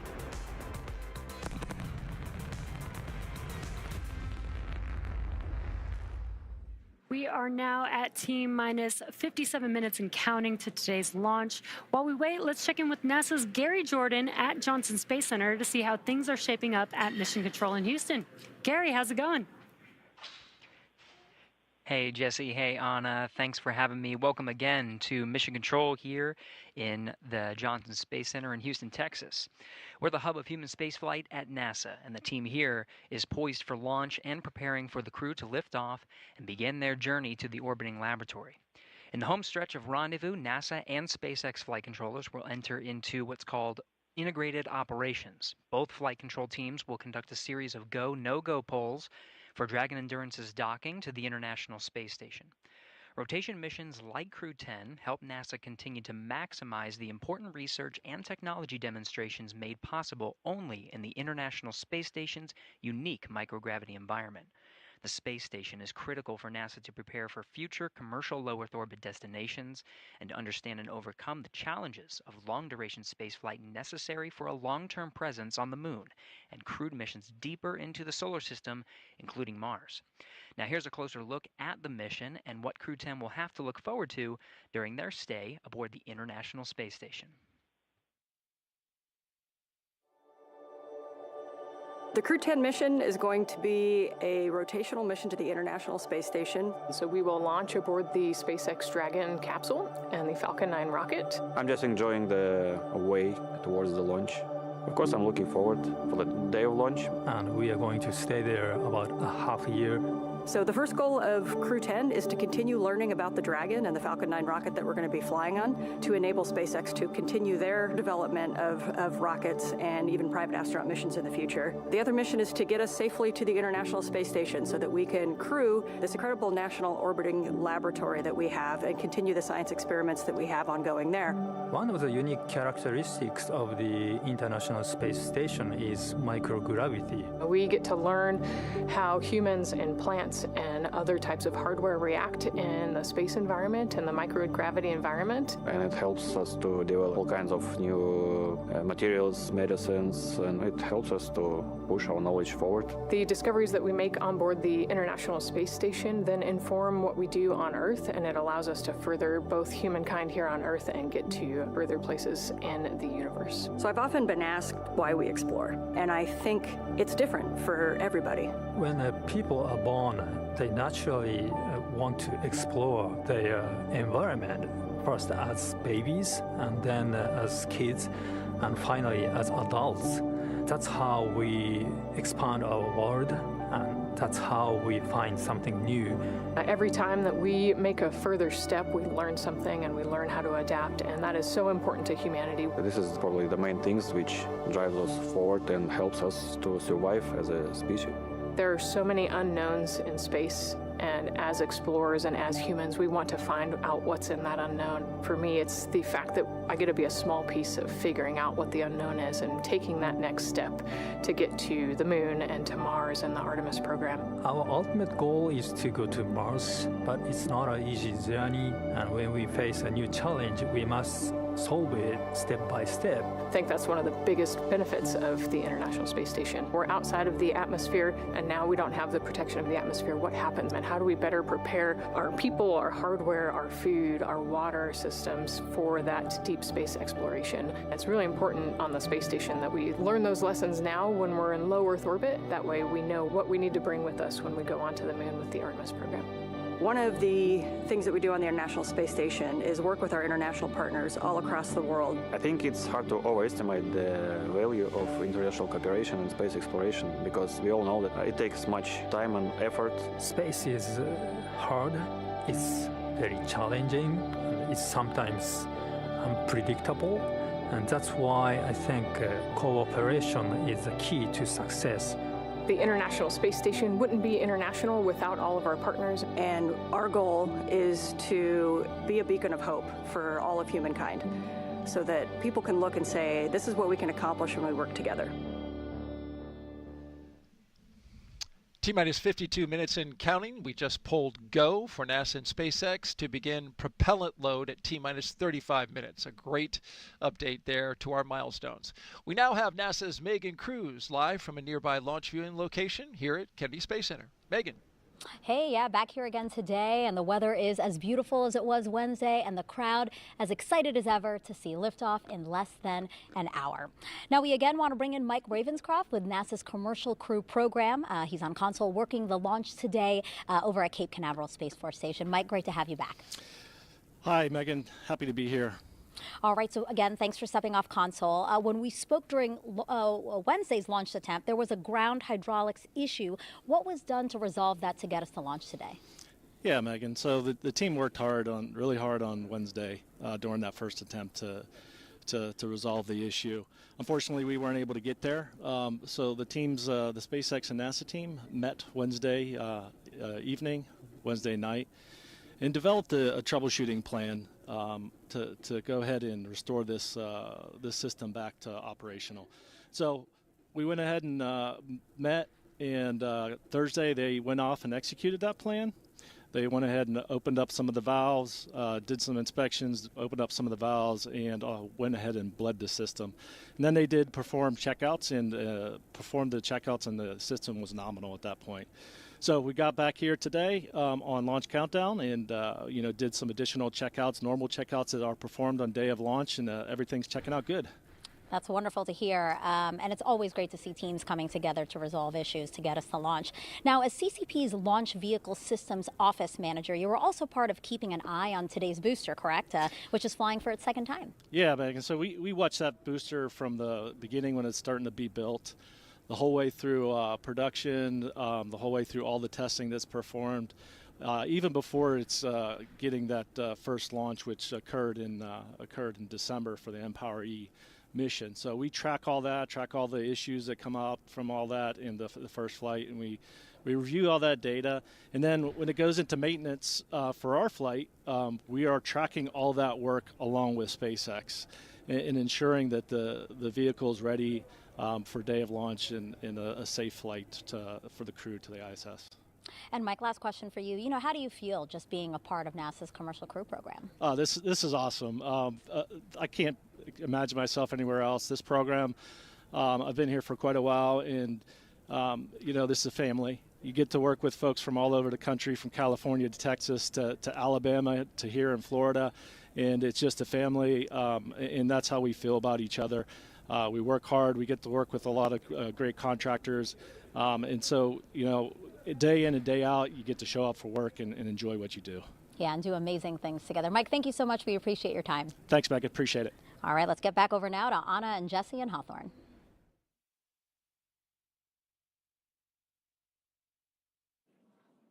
Thanks, Megan. Falcon 9 is the first orbital-class rocket capable of reflight. Together, Falcon 9 and Falcon Heavy have completed more than 450 launches and over 380 reflights. And today, the booster will be attempting to land at Landing Zone 1, which is just down the coast from the Kennedy Space Center in Florida. This will be the second flight of the first stage booster supporting the Crew-10 mission. Rapid reusability drastically reduces launch costs, helps increase launch frequency, and enables a wide array of new government, commercial, and scientific opportunities in space. Lowering the cost of access to space is helping take humanity's next steps into the solar system, whether in low Earth orbit, interplanetary, or even deep space.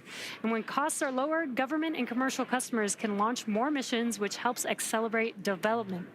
This also helps commercial satellite and private research customers afford to launch more projects to space, which helps stimulate innovation here on Earth. All of this to say, reusability is the key innovation that is making space more accessible for the industry as a whole. And just like the first stage of Falcon 9, Dragon is also reusable. The reusable Dragon spacecraft has flown people to the International Space Station 13 times. And as we mentioned earlier, today's crew will fly aboard the same Dragon that previously flew the Crew-3, Crew-5, and Crew-7 missions. But back to today's mission. We are coming up on T-minus 48 minutes to launch, and our teams are carefully moving through the pre-flight process. Now, a lot of preparations have brought us to this point, including a dry dress rehearsal, static fire on Sunday, and an initial launch attempt on Wednesday. Now, we did stand down from that attempt due to a hydraulic system issue, but the teams completed inspections of the ground support hydraulic system used for the clamp arm supporting the Falcon 9 rocket and successfully flushed a suspected pocket of trapped air in the system. Now, all of that hard work brings us to today's launch, and next up in our The team has pulled go for LES arm, propellant load, and launch.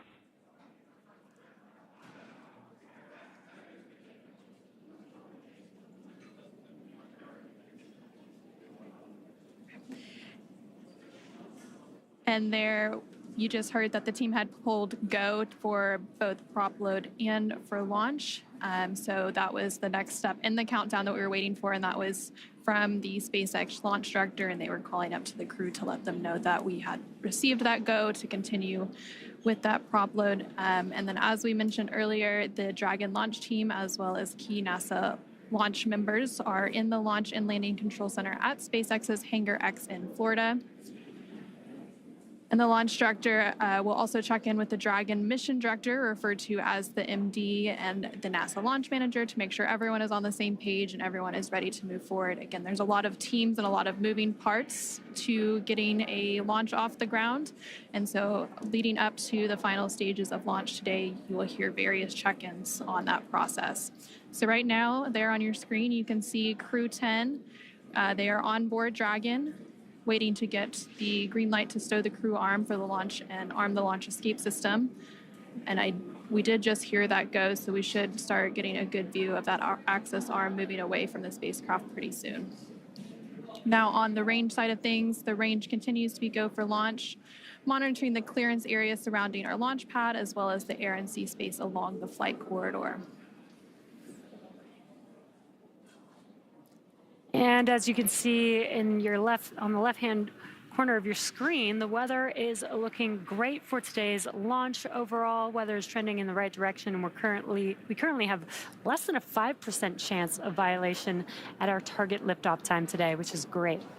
Our teams will continue to keep an eye on the weather, but we'll have a final pre-fueling weather briefing in about 20 seconds from now at the T-minus 45 minute mark. Now, weather is forecasted to be excellent on the Space Coast heading into today's launch opportunity. And again, the current forecast is greater than 95% chance of acceptable conditions at launch. Now, weather along the Atlantic T-minus coast. 45 minutes.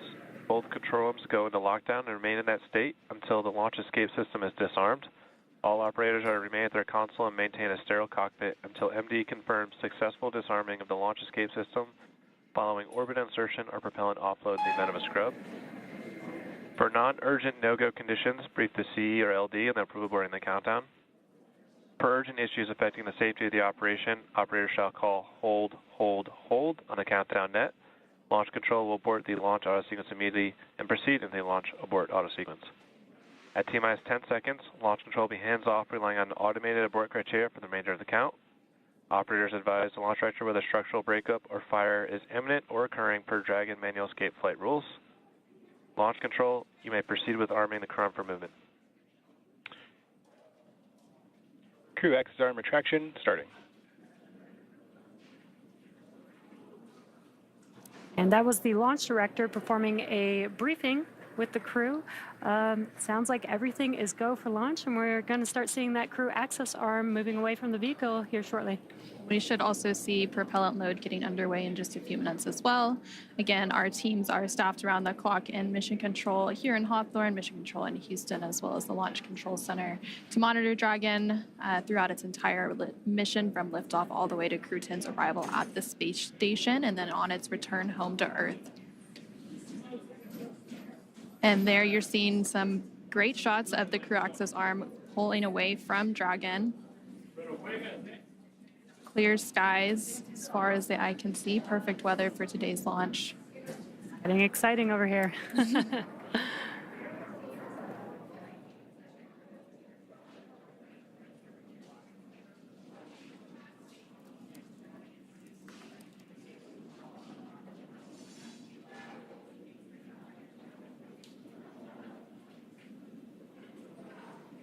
Yeah, weather looks amazing over there at pad 39A. You can see that crew access arm still moving. It'll move all the way to that 90 degrees away from the vehicle. Crew access arm retraction complete. And there we just heard confirmation that the crew access arm has been fully retracted. That process is now complete. Again, the next step in our process leading up to today's launch at 7:03 p.m. Eastern, 4:03 p.m. Pacific will be the propellant loading, and that should be getting underway here shortly. In the meantime, let's go ahead and check back in with Daryl at NASA's Kennedy Space Center in Florida. All right, thank you very much, ladies. Back here with NASA astronaut Jessica Meir as we orbit the launch pad, Launch Complex 39A here at the Kennedy Space Center, going in circles on Pi Day. Seems fitting, Jessica. Absolutely, it does. This is the day for it. We've got a few milestones coming up here in the next few minutes. We're going to close our visors at T-minus 39 minutes and then start the process of getting that launch escape system armed. As we just saw, the crew access arm has moved away, so if there were to be an emergency, going through the crew access arm is one option up until the point in which the launch escape system is armed, and then it's off the top of the rocket. Yeah, that's right. That launch escape arm could actually swing back in just about 30 seconds, and during that time, the crew would actually be unbuckling their seatbelts and getting ready to egress, so that timing would work out. Visors closed, arming the launch escape system. Copy, Dragon. You are go for 6.6 arm launch escape.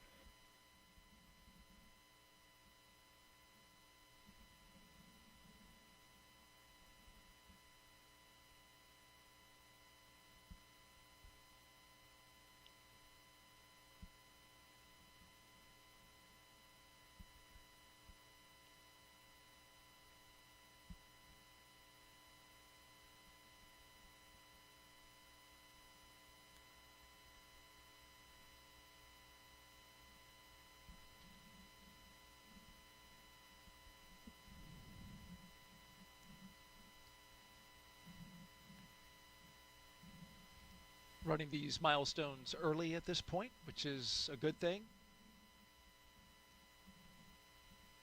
We heard Commander... Launch escape system is verified armed.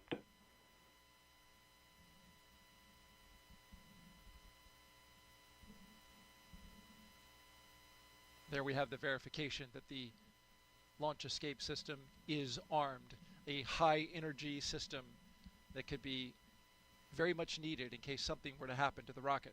Yeah, that's something that the astronauts on board can actually hear. They can hear it being armed. They get this sort of loud thump that they hear. And of course, that launch escape system, it consists of 8 Super Draco thrusters. It's only used for an abort in this case. And it's armed 2 minutes before the loading of the fuel. And I'm wondering about your thoughts in this moment as you hear Commander Ann McLean get these systems ready. Your friend, your fellow classmate, getting ready to go. Yeah, I think things are getting very real right now. It's really interesting on launch day. You know, I know from my own experience, sometimes you actually have to remind yourself that it's actually launch day because you have been through this whole series of readiness and all of these checks and all the comm checks and all the physical actions so many times in various simulations. I remember on my launch, I really did have to remind myself, I'm looking at my monitor, I'm going through all of these different cues and the procedures, but then I would hear something, maybe the groan of the fuel in the lines or a slight movement of the rocket, and that was what made me realize, oh, wait a minute. At the end of this one, I'm not going to be going home and going to dinner. I will be in space. So perhaps that realization is kind of setting in for these 3 astronauts and cosmonaut. I'm sure it's a little bit different for Ann and Tak, who have gone through a launch before. Totally new for Nicole and Kirill. So a really nice blend of experience in that Dragon capsule today. And a beautiful scene outside as we head towards sunset. We'll be lifting off just before then at 7:03 p.m. Eastern Daylight Time. Sunset right around 7:30. It should make for a beautiful launch for those who are gathered in the area to watch. The sky will become lit up as the sun dances with the exhaust from the Falcon 9 rocket. These launch escape systems that we're talking about are, of course, a vital component of any vehicle that contains astronauts on board. And it's something that, we hope, of course, to never have to use.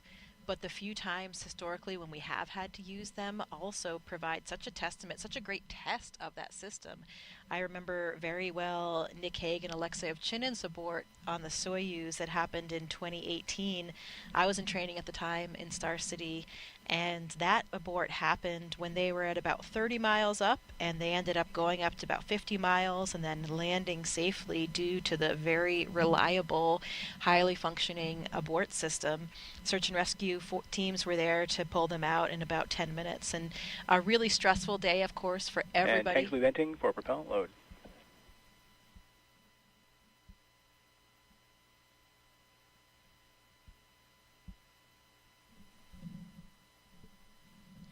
That was a stressful day for everybody on board and everybody on the ground, but again, a really nice test to see that these systems are in place for a reason and they do work. Nick Hague went to space that day and came right back. And fortunately, everything went well, and he was able to return to the ISS, and he's up there now. Yeah, he's up there right now waiting for this mission to join him. I know that he's very much looking forward to giving Anne and her crew a big high five, especially for those 8-ball classmates, but really for everybody on board.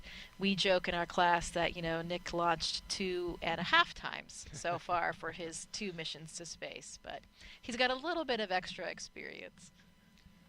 We have learned so much during your time here, Jessica, spending it with us, giving us your insight and talking about your experiences in space flight. We appreciate it deeply. Also, the audience appreciates it as they continue to ask questions on NASA's social media channels, #AskNASA, Twitch, Facebook, YouTube, and X. Dolores Kiefer asks now, can the ground crew talk to the astronauts during fueling? Yeah, they can. We just heard a call go, and those comm loops are open. Of course, we can talk to the crew if in case of any type of emergency or any type of information that they need. We have those comm loops open. Interestingly, speaking about that, the crew can actually hear the fueling process. So they can hear the valves, they can hear the flow of the fuel as well. So interesting for them to be following along with the process. Can hear it, see it, and feel it. Just a few seconds now before we start propellant load for the Falcon 9 rocket.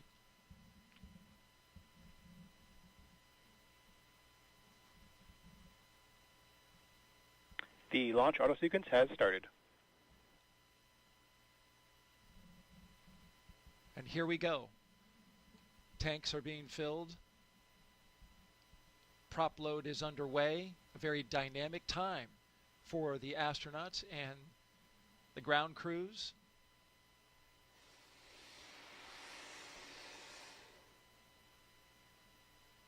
For this countdown today, we got a little further and have gone further than our attempt on Wednesday, which stopped at T-minus 43 minutes. We are now T-minus 34 minutes, and everything is looking good. The vehicle is go, spacecraft is go, ground teams are go, and now we are tanking this rocket.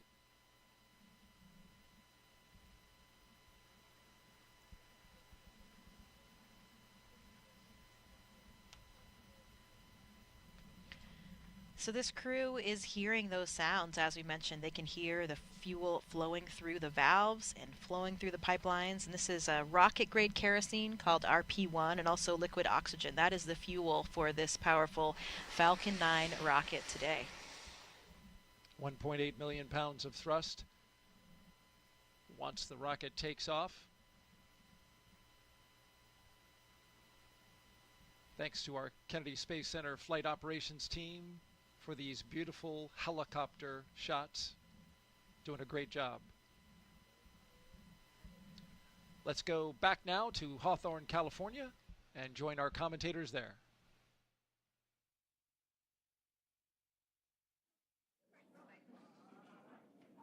We are at T-minus 33 minutes from launch and getting closer and closer to launching Crew-10 into space. After the long-duration mission is complete, Crew-10 will be the first NASA commercial crew mission to target a return splashdown in the Pacific Ocean. NASA and SpaceX have been working together toward certification and readiness for Dragon recoveries on the West Coast. Since 2019, Dragon recoveries have primarily occurred off the coast of Florida. SpaceX is moving Dragon recovery operations to off the coast of California to allow Dragon to complete its deorbit before safely jettisoning the trunk over the Pacific Ocean, comparable to the first 21 Dragon missions. Crew splashdown locations are near Los Angeles, Oceanside, and San Diego. The recovery vessel Shannon will be stationed in Long Beach, California, to support the new operations. And to establish this capability that improves public safety, NASA and SpaceX worked for months establishing new sites, obtaining regulatory approvals, performing engine assignments and software changes, as well as tabletop exercises and flight rule updates. It'll be really exciting to see Crew-10 come home after they're done with their long-duration mission. But Crew-9, who Crew-10 will be handing over once they get docked to the space station, will, of course, still splash down off the coast of Florida in a few days. But back to today's mission, let's go ahead and learn more from the astronauts flying today. You know, I often get asked why we explore. Some people explore because it's exciting to ride on a rocket. They like the boom, they like the flying, they like the electronics, they like to go fast. Some people want to explore to answer questions about the context in which the Earth exists. How old are we? How many galaxies are there? How big are we? Are we like a speck of dust on somebody's sleeve, or are we the biggest thing going out there in the universe? Curiosity is like the main power that moves us forward. Space exploration is important to satisfy this curiosity. As we go on to the moon and Mars and look at what those planetary bodies are made of, we can learn a lot about the Earth itself and how to better humankind. I think it's important for us as a species to expand our boundaries, because that's how we advance our technologies and civilization. We have to continue to explore, continue to push the boundaries. And I think really throughout the history of humankind, we've always explored. And so when people ask why we explore, I would like to ask back, what type of society would we be if we lost that curiosity? Is that somewhere that we'd want to live? Space Center in Florida, I'm Daryl Nail, joined by NASA astronaut Jessica Meir. So good to have you here. Here's more about the crew that's going into space today. I'm Daryl Nail with NASA. Welcome back to the Kennedy Space Center in Florida, here with NASA astronaut Jessica Meir. Here's more about the crew that's going into space today. NASA astronaut Anne McLean, she is your Crew-10 commander, making her second trip to low Earth orbit. The Spokane, Washington native and U.S. Army colonel was selected by NASA as an astronaut in 2013 and has spent a total of 204 days in space and completed 2 spacewalks totaling 13 hours and 8 minutes. She's very competent and, as you've described, a very excellent leader. Absolutely, a natural leader, and it is so thrilling to be here watching her do what she was born to do and leading this crew to space today. Sitting next to her is the pilot for Crew-10, NASA astronaut Nicole Ayers. She was selected as a NASA astronaut in 2021. The Colorado native graduated from the Air Force Academy in Colorado Springs and is a major in the U.S. Air Force. This is her first space flight, and she's pretty excited about it. Absolutely. Takuya Onishi. He is the JAXA astronaut, serving as a mission specialist. Today's flight will mark Onishi's second trip to the space station. He was selected as an astronaut by Japan Aerospace Exploration Agency in 2009 and has logged 113 days in space, and he will eventually be the station commander. Yeah, that will be a very nice moment to see as Anne hands over those leadership reins over to Tak. transfer of controls from her as the commander of the SpaceX vehicle over to TOC to be commander of the space station. So great opportunity for leadership for both of these experienced crew members. And the second mission specialist is Kirill Peskov. The Roscosmos cosmonaut was selected as a cosmonaut in 2018 and will be also making his first spaceflight today. This is really the ultimate of Kirill's very curious and adventurous nature. I hear he loves to discover all aspects of and areas of Russia and the U.S. now in his SUV, and he is always exploring. So this will be the ultimate of his exploration today for him and for all of his crew. And all 4 of these crew members are pilots. They speak that common language of aviation. That must be comforting to all of them. I think so, and I think it has brought them closer together as a crew. They can almost read each other's minds, they say. Sometimes, they don't even need words, and they have this shared sentiment, this shared language. It makes them a very synchronous, cohesive crew. And for the past year and a half, that crew has been training diligently to be ready to help conduct science investigations aboard station. The crew will perform biomedical research and technology demonstrations over the 4-month expedition. Commander Anne McLean is participating in the Canadian Space Agency space experiment involving heart health. This headband is actually connected to sensors throughout my body, and they are collecting real-time data on my heart rate, oxygen saturation, and my respiratory rate. Imagine the day where you go see your doctor because you're concerned about your heart health, and they give you these sensors to wear, and they get this massive, comprehensive look at your cardiovascular health over multiple days doing multiple activities. Another science investigation on board involves tiny materials inspired by our own DNA that could help be used here on Earth with those people who suffer from arthritis in their knees. With me. Let's go back now to Megan Cruz, who is standing by with NASA Acting Administrator Janet Petro. Yeah, that's right. Acting administrator since January. And then, of course, before that, center director here at Kennedy since 2021. And how does it feel to be back here to watch another crew launch? Oh, my God. I can't, Megan, tell you how excited I am to be here. And I was here the whole week. We had unfortunately had the scrub on Wednesday. But I cannot explain the feeling of coming back home. Oh. I love this center. I love this workforce. I love the mission that we have here at the center. So it was very exciting. In D.C., it's not my normal job jar down here at the Kennedy Space Center being center director where, I had the workforce and the mission. So I'm super excited to be back here and to be able to witness this launch later tonight. Yes, absolutely. Launch is going to happen here shortly. And, I know we've been talking about this a lot in the broadcast that every single member of Crew-10 is a pilonaut. Yes, actually. A pilot, as are you. Did you get to talk to the crew? I see that they've signed your hat. I absolutely did. So I got to see them a couple times. So when they landed at the landing facility here, I got to see them and greet them. And that's where they gave me this hat, that's which amazing. Is so cool. I've never gotten a present from a crew before. So Crew-10, hats off to them for giving me, and they did sign it. And then on Tuesday, we got to go what's called Behind the Glass tour and talk to them. They're behind a glass because they're in quarantine, and we got to talk to them and ask them questions and talk to them and just see how they were doing. And so that's pretty special. So I got to talk to all of them, all of those pilots there, and they are super excited, ready to go. Yeah, and speaking of excited, we have NASA astronauts Sunny Williams, Butch Wilmore, Nick Hague, plus Roscosmos cosmonaut Alexander Gorbanov. They're going to come back shortly after Crew-10 arrives on station. During a live press conference from station recently, Butch and Sunny said they're going to miss space. Absolutely, because you got to think about the astronauts. And by the way, last week from Johnson Space Center's Mission Control, I did get to talk to Butch, Sunny, Nick, and a little bit to Don Pettit there. So I got to talk to them as well.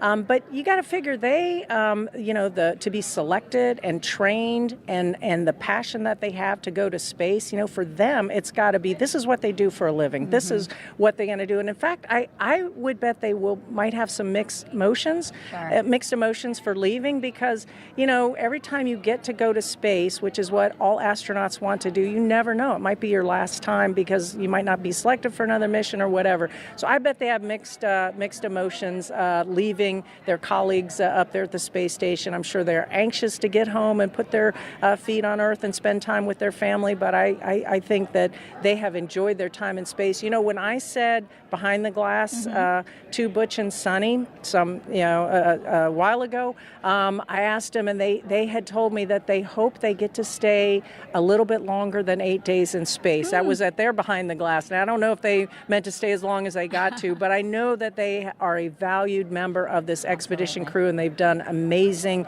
research. They've done spacewalks together. I think Sunny now holds a record for the most amount of time in the vacuum of space.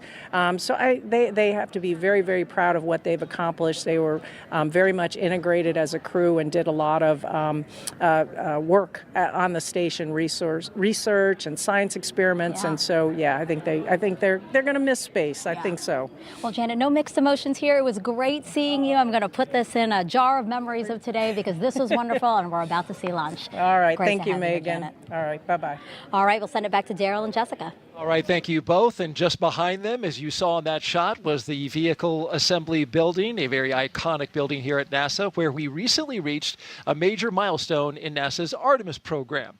That's, of course, preparing for the first crewed mission around the moon in over 50 years. Engineers finished stacking the twin solid rocket boosters for Artemis 2. These 177-foot-tall boosters will provide most of the 8.8 million pounds of thrust needed to launch 4 astronauts on a 10-day lunar journey. And there's a shot of the core stage, which they're starting to work on now. Since November, crews have used a massive crane to lift and assemble those booster segments. They're each packed with avionics and motors that will safely detach after launch. Now, with the completion of that, they're going to focus on the SLS. Artemis 2 will carry NASA astronauts Reed Wiseman, Victor Glover, and Christina Cook, along with Canadian astronaut Jeremy Hansen, on a mission around the moon. So here's Jeremy now with a little more about that.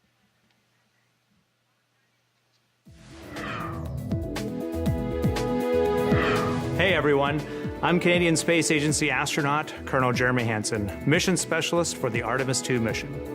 I'm here at the Johnson Space Center here in Houston, Texas, where we normally do most of our training. But every once in a while, we like to change it up a bit. Reed, Victor, Christine, and I recently spent several days in Iceland trading in our spacesuits for hiking gear to study its geology and surroundings. Why Iceland? Well, as you can see, it has a similar landscape and terrain to the moon, with various volcanic rocks like basalts and breccias, and has limited to no vegetation. The Nordic island has been a lunar training site for NASA astronauts since the days of the Apollo missions. My crewmates and I teamed up with scientists and geology experts to explore the huge boulders, formations, and volcanic craters across the lava fields. During our journey, we stopped at various spots to discuss what we observed. Some of the really fine material is compacting into what's like the glue holding this together. And even tested different types of tools to collect rock samples. Although we won't be landing on the moon during our mission, this field work and navigation practice will allow us to make informed observations when passing the lunar surface and pave the way for future Artemis crew training. And that's your Artemis Moon Minute. For more Artemis updates, scan the QR code on your screen right now, or visit nasa.gov/Artemis-Roman numeral 2 or II. You don't have to worry about getting updates there, though, because, Jessica, you are friends and former classmates with both Victor Glover and Christina Cook. Yeah, that's right. They are my astronaut classmates, like brothers and sisters, and it has been so exciting to see this Artemis journey. I was here for the Artemis 1 launch, and that just made it all so real. We saw the hardware, we saw the vehicle, we saw the launch, and we knew that the next time that vehicle launched, it would be with my friends and colleagues on board. So it was an incredibly exciting moment for all of us as astronauts. That launch coming in February of 2025, currently scheduled on the calendar. Let's go back now to SpaceX in Hawthorne, California.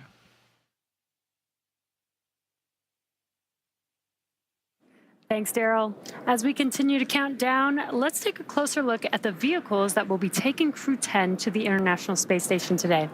Falcon 9 is a two-stage rocket developed and manufactured by SpaceX, known for its safe, reliable, and cost-effective access to space. It's also the first orbital-class rocket capable of reflight.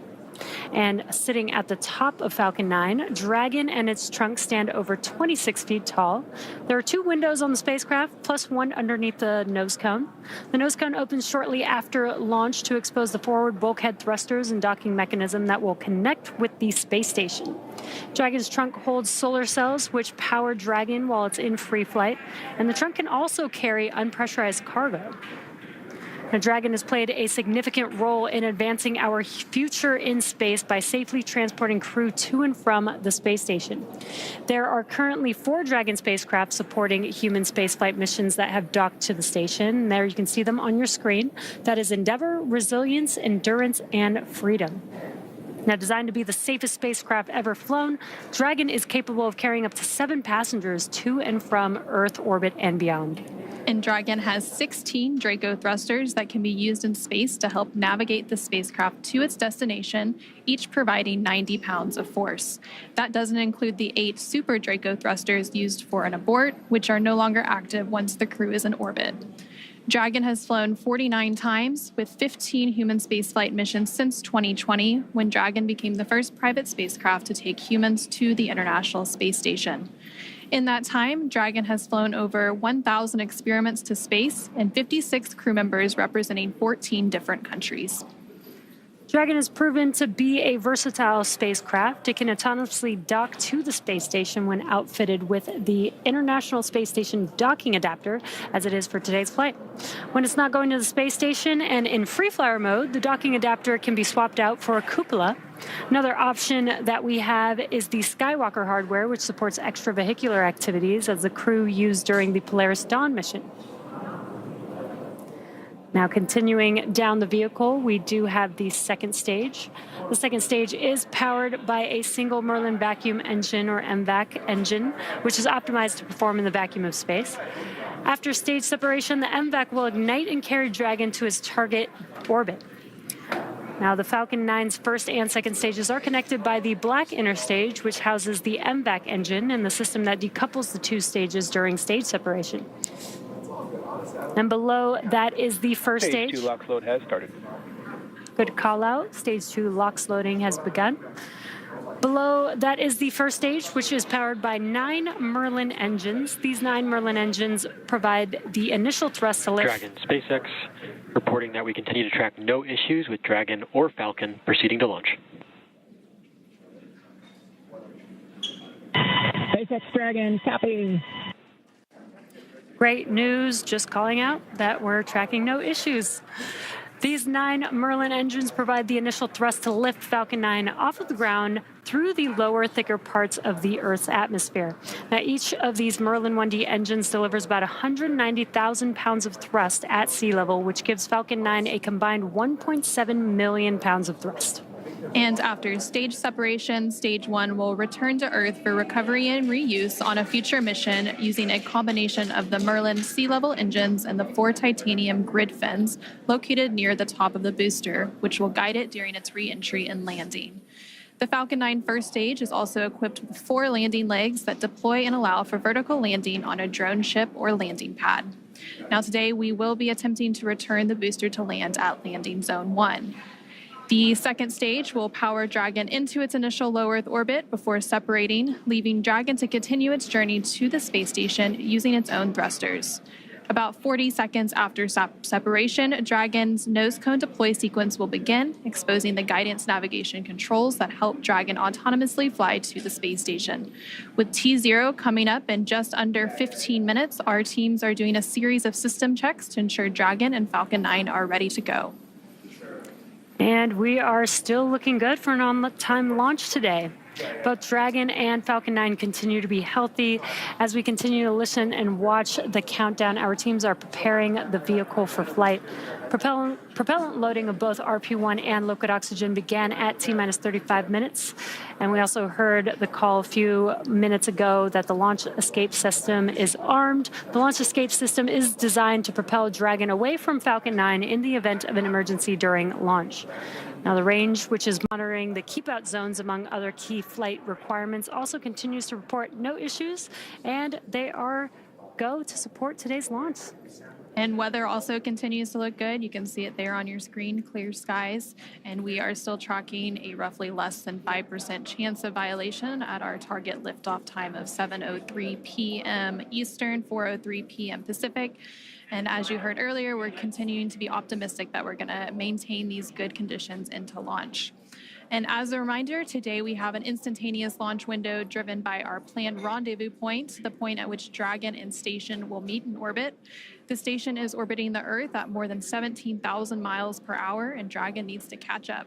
That means we have to deliver Dragon to the correct orbit by timing its trajectory relative to the orbiting laboratory so that they are in the same place in orbit at the same time. So precise liftoff time is crucial for hitting that rendezvous point. And at this point, if we hear a hold for any reason, we would have to stand down and target our backup launch opportunity, which is Saturday, March 15th at 6:41 p.m. Eastern, 3:41 p.m. Pacific. But again, everything and all the systems continue to be go. And for now, we're going to go ahead and turn it over to Gary at the Johnson Space Center for a quick status update from Houston. Hey, thank you, Anna. Back here in the International Space Station Flight Control Room at NASA's Johnson Space Center in Houston, teams continue to work around the clock to monitor activities aboard the orbital outpost. Leading the teams inside the room is Flight Director T.J. Creamer. The team in Mission Control Houston, the team in Hawthorne, and the astronauts aboard the space station will track the autonomous docking of Dragon Endurance when they enter joint operations. This will happen when the spacecraft enters the approach ellipsoid, the invisible boundary stretching 4 by 2 by 2 kilometers that helps us monitor all arriving and departing spacecraft, is essentially the neighborhood of the space station. Once docked, crew members in both Dragon and aboard the station will perform a series of leak checks, then work to open the spacecraft's hatch for Crew-10 to float into the station and begin their stay. We anticipate that the hatch will be opened about an hour and a half after the docking. When they enter the orbital outpost, Crew-10 will be greeted by the rest of their Expedition 72 crew and will come together for opening remarks. That's all from us here in Mission Control as the anticipation continues to build for launch in under 20 minutes. How's it looking on the Space Coast, Daryl? We're looking great, Gary. Looking fantastic. We've got fantastic weather, 95% go. You see the beautiful shot outside of the pad there, the rocket and the spacecraft. When it launches today, the crew aboard the ISS, the destination for today's launch, will be about 260 miles over top of the west coast of Australia, so too far to see the launch.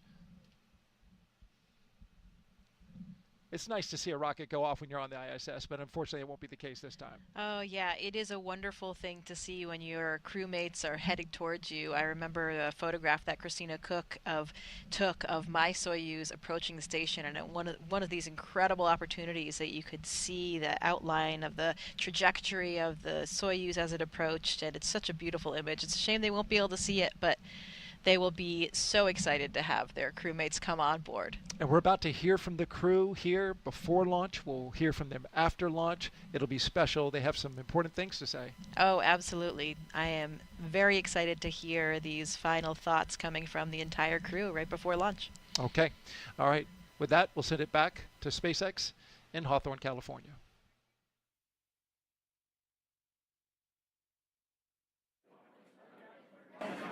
Thanks, Daryl.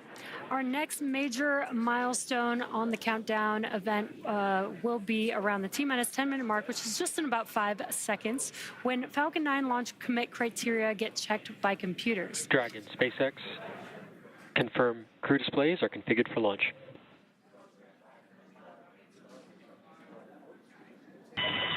SpaceX Dragon, displays are configured for launch. And with that, this is the pilot, Nicole Ayers. And on behalf of Crew-10, we'd like to say that today we celebrate the countless individuals all over the world that have made this journey possible. To the engineers, instructors, flight controllers, scientists, and leaders who worked tirelessly to get us here, Thank you for your dedication to the safety and success of this mission.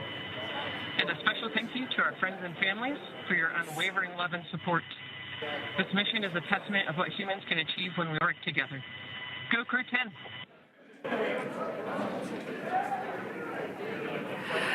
Such great words from the crew. Again, and some cheering going on. You can see that on your screen. SpaceX copies. And from the entire SpaceX team here, it's been a pleasure working together to prepare for this mission. And from all of us, good luck, Godspeed, go Crew-10, and enjoy the ride.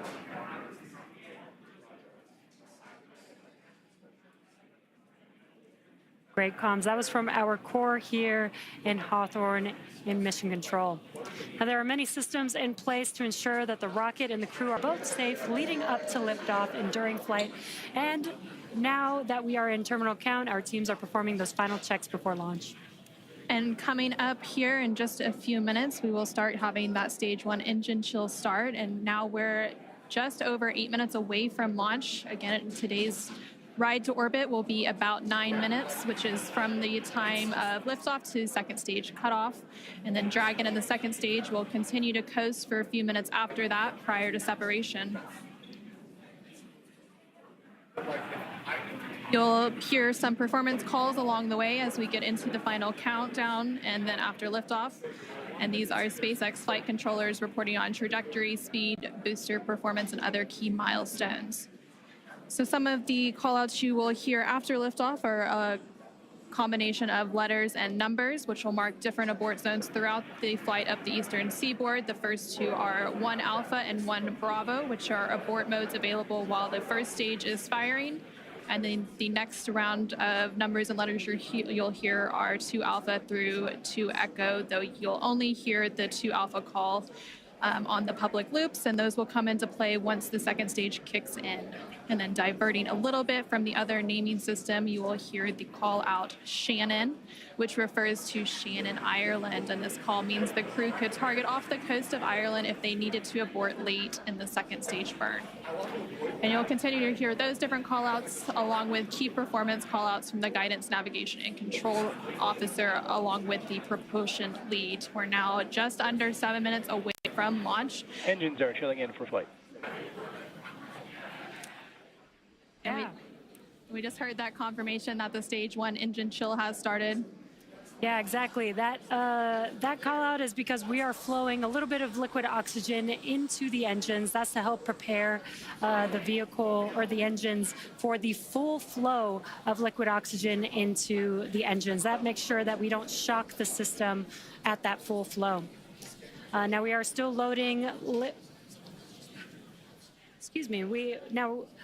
At liftoff, Falcon 9 is consuming about 700 gallons of fuel per second.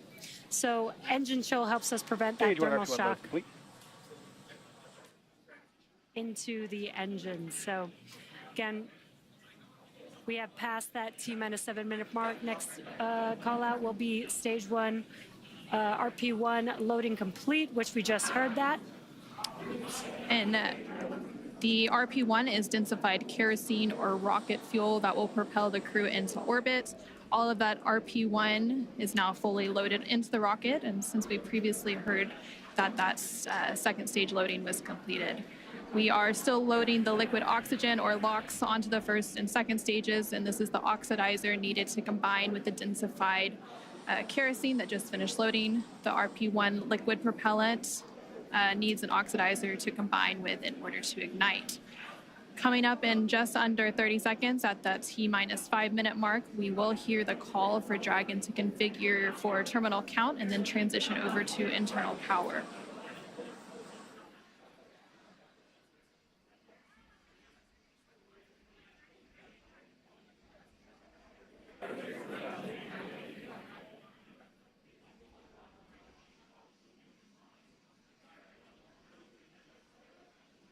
Tanks are pressing for Stromback retrack. Dragon is in configure for terminal count. And there we just heard that call out for terminal count. So now Dragon onboard computers will take control of the spacecraft. And we also heard that the propellant tanks on Falcon 9 are getting ready to pressurize, adding some additional structural support to the rocket as we get ready for that strong back to retract. And that strong back provides access to Falcon 9's fueling lower lines. has started. That strong back lower has now started, and again, that strong back provides access to Falcon 9's fueling lines and umbilicals for both propellant load and the different gases being loaded on board. And what you should see on your screen is there's those clamp arms that are around the second stage just below Dragon. They're going to open up, and once they're fully open, then that strong back, or the TE, can begin to recline away from the vehicle. Now, initially, we are going to recline that TE just about 2 degrees away from the vehicle, and then we will fully move the TE about 45 degrees away up at T0. And they're maybe a little hard to see on your screen, but the clamp arms are opening up there. There's a better view. Looks like the clamp arms are now fully open, so that TE will begin to move away from the vehicle. Very slow and slight, but just enough to get two degrees away from the vehicle. And then coming up in less than 30 seconds at the T-3 minute mark, the first stage liquid oxygen or LOX load will complete. And we'll continue to check through a couple more fueling milestones, including one around the T-2 minute mark before flight, where we'll hear liquid oxygen loading is complete on the second stage. And now you see all of those white clouds on your screen. Those are clouds of vapor, and they're completely normal, and we'll see them continue to build up as we get closer to launch. This is because liquid oxygen is super chilled, so a little of it will boil off in the warmer Florida air.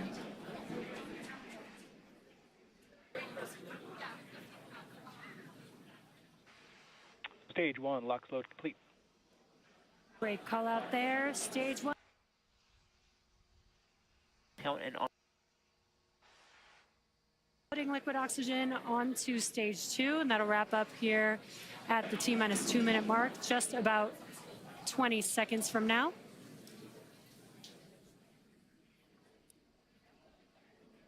And once we finish propellant loading, that will mean that 1 million pounds of RP1 and liquid oxygen will be loaded onto Falcon 9 here, just under 10 seconds.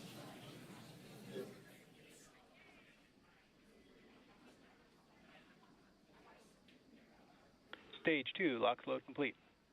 We just heard confirmation that the stage 2 liquid oxygen loading is now complete. We are under 2 minutes away from launch. Gas closeout has also begun. So we're now isolating all of the feed lines for the different gas systems from the Falcon 9 rocket. And those gases will then get vented overboard through umbilicals and the strong back. And you just heard that call out that Dragon is an Ground auto gas aisle. closeouts, expect loud venting. Well, you can hear that venting now. Obviously, rockets are very loud, and the sound can impart pressure loads back on the rocket itself. The ton of water absorbs and prevents the sound from hitting the structure and reverberating back onto the rocket. And that call out for auto idle puts the rocket in a state the flight computers understand before it takes over, making sure the transition to final countdown is smooth, and all the flight computers on board are in sync and configured for launch. Falcon 9 is in startup. And now we just heard that Falcon 9 is in startup. Granted in countdown. And in the final countdown, less than a minute to go, and at the time of launch, the space station will be flying 260 statute miles over the west coast of Australia. Dragon, SpaceX, go for launch. And great call out. SpaceX, Dragon Crew-10, copy, go for launch. Great call out that we're go for launch, and we do have a large crowd here in front of Mission Control. T-30 seconds. Waiting to watch Crew-10 take off today.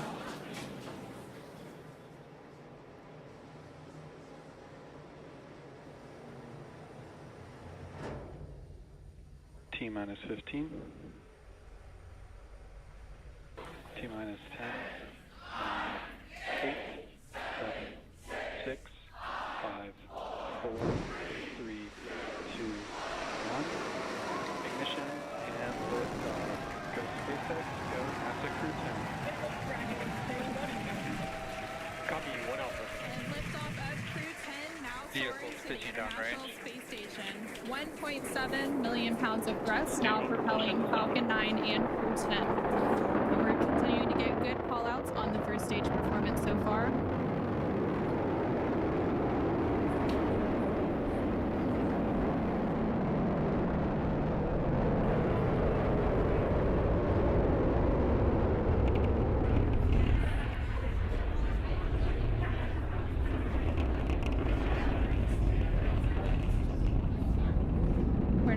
seconds into today's flight. Power and telemetry nominal.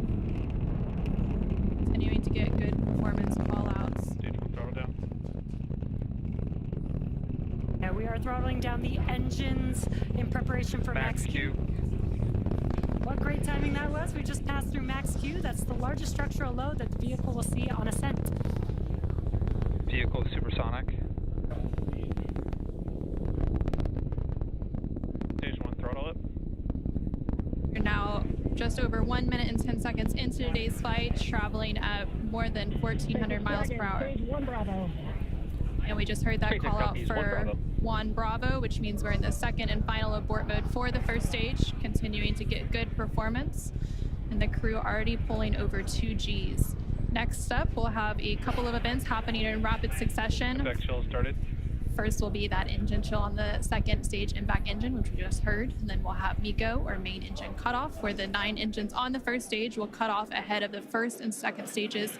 Will be separating from one another. Then the single Merlin vacuum engine on the second stage will ignite and continue to carry Crew-10 to orbit while the first stage begins its journey back to Earth. Now we're just 2 minutes into today's flight. The vehicle is traveling just under 4,000 miles per hour. We're just about 20 seconds away from those events that Anna just mentioned. The 9 Merlin engines will shut down here in just about 10 seconds for MECO, stage separation, and SES-1.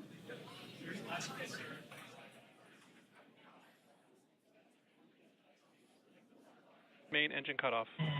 SpaceX Dragon, 2 Alpha. Stage separation confirmed. Copy, 2 Alpha. Great call-outs and incredible views there on your left-hand screen. On your left-hand screen, you can see a view from stage 1. And an extremely excited crowd here in Hawthorne. Awesome views of that boost back burn on the first stage, as well as the MVAC engine igniting on the second stage. Great views there. Now the booster is in its boost back burn. This is the first of 3 burns as it makes its way back down to Earth. This will last about 45 seconds. And the Crew-10 crew is still on board Dragon, attached to Falcon 9 second stage, which you can see there on your right-hand screen. And we're now at 3 minutes and 20 seconds into today's flight. The vehicle is traveling about 6,500 miles per hour. And they are on their way to the space station. And we did have that confirmation coming up of the boost back shutdown. And then coming up at the T+6 minute mark.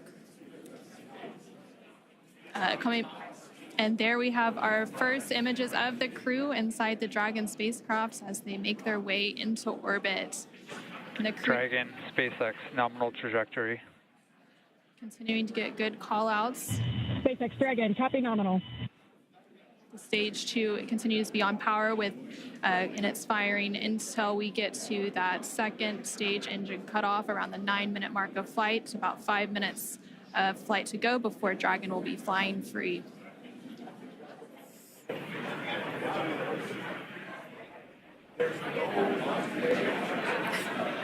Some cool views there on your left-hand screen. That's the first stage booster as it's making its way back down to Earth. This is a ground tracking camera getting these awesome views. And on the right-hand side of your screen, you can see that lone Merlin vacuum engine of the second stage. We're continuing to get good performance on the second stage. And the crew's G-loads will dip right when we hit the separation events, and it's going to continue to build up until then. Dragon, SpaceX, nominal trajectory. SpaceX Dragon, copy nominal. We're now at 5 minutes into today's flight with a liftoff at 7:03 p.m. Pacific, 7:03 p.m. Eastern, 4:03 p.m. Pacific. Continuing to get good call-outs as Stage 1 makes its way back to Earth, and Stage 2 continues to fire, propelling Dragon into orbit. If you're just now joining us, the 4 members of Crew-10 launched from Launch Complex 39A at Kennedy Space Center in Florida. And they're currently on board Dragon. still attached to Falcon 9's second stage, which you're seeing there on your right-hand screen. On your left-hand screen, the first stage vehicle is making its way back down to Earth. It already completed the first of 3 burns as the boost back burn, and the next event coming up for that vehicle is going to be the entry burn. Dragon SpaceX, nominal trajectory. Great call-outs there. That entry burn is coming up. SpaceX Dragon, copy nominal. That entry burn is coming up here in just under 20 seconds. We'll reignite 3 of those 9 Merlin 1D engines to help slow the vehicle down as it makes its way back into the Earth's atmosphere. We're now just over 6 minutes into today's flight as Dragon and the second stage continue traveling at over 12,000 miles per hour, making their way into orbit and on the way to the International Space Station.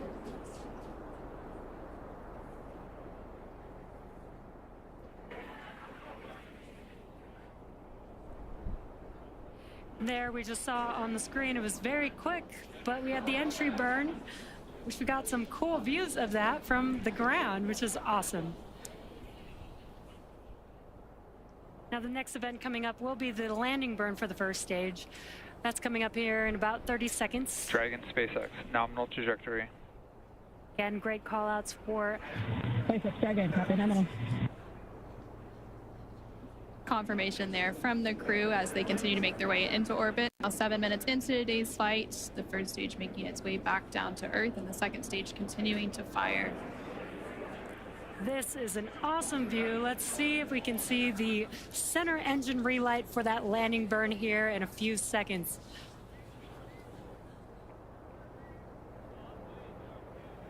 There's that landing burn. Let's watch as Falcon 9 touches down on landing zone 1.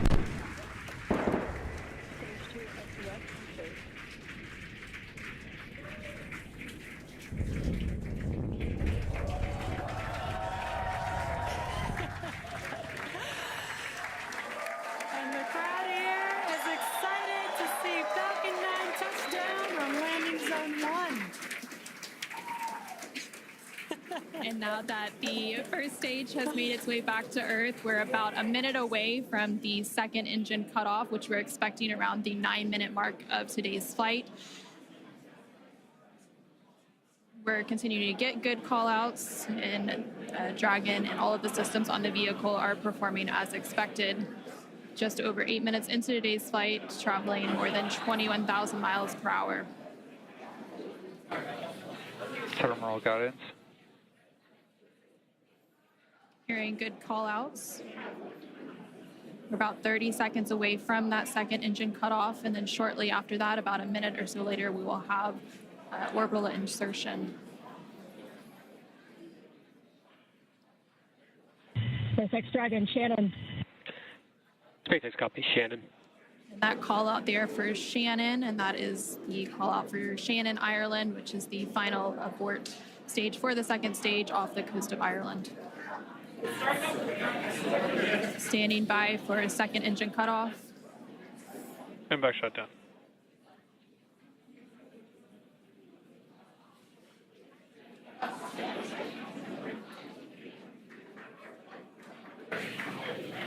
Dragon SpaceX, nominal orbit insertion. And there we heard confirmation Launch escape system disarmed. Good confirmation of orbital insertion. Crew-10 is now well on their way to the International Space Station following a 9.5-minute flight uphill.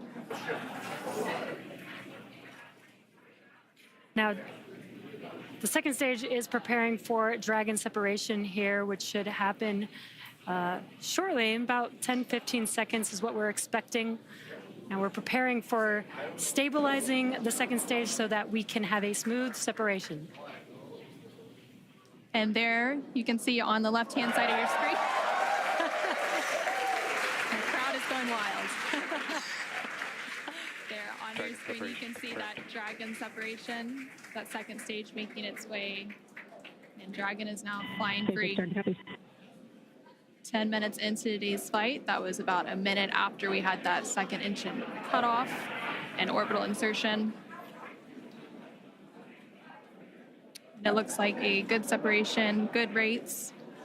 Dragon now flying free.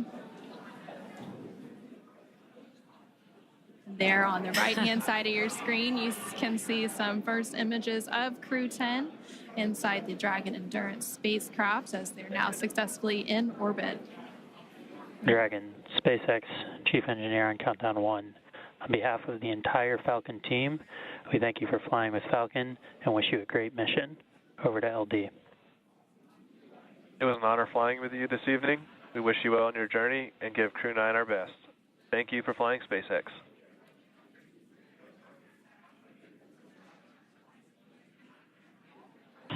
SpaceX Dragon, this is Crew-10 Commander Ann McClain. Thank you to all of the teams from across the world who contributed to the launch today. Spaceflight is tough, but humans are tougher. Days like today are made possible only when people choose to do the harder right over the easier wrong. Build relationships, choose cooperation, and believe in the inherent goodness of all people across the world. To my family and friends, without you, I would not be here. Explore boldly, live gracefully, go Crew-10. Now over to pilot Nicole Ayers.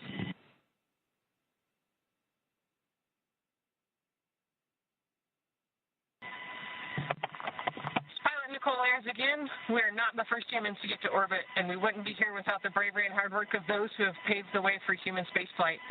We now get the unique perspective of Earth without borders and get to revel in the connectedness of humanity.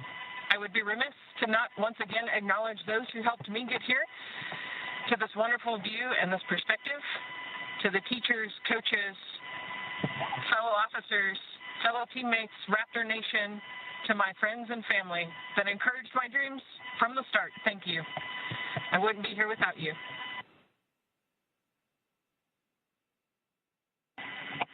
This is Mission Specialist Takuya Onishi. I want to say a huge thank you to NASA and SpaceX, especially the Falcon 9 team for the successful launch, and we are looking forward to a smooth ride to the International Space Station. 日本の皆さん、たくさんの応援ありがとうございます。9年ぶりの無重力の感覚をかみしめてます。これから先の ISS への宇宙の旅、楽しんでいきたいと思います。I will now hand the mic over to Mission Specialist Kirill. Thanks a lot to NASA and SpaceX for this wonderful ride, and I want to say a couple of words in Russian. Пользуясь такой чудесной возможностью, хочу поздравить с 65-летием со дня начала подготовки первого отряда. И также хочу сказать спасибо большое за те знания и жизненный опыт, который мной были получены в всех стенах для того, чтобы выполнить этот полет. А также спасибо школе номер 14 города Назарова, Ульяновскому высшему авиационному училищу гражданской авиации и авиакомпании «Макар» и «Нордвинд», где я начинал свой путь в небо. И, конечно же, спасибо большое семье и за поддержку.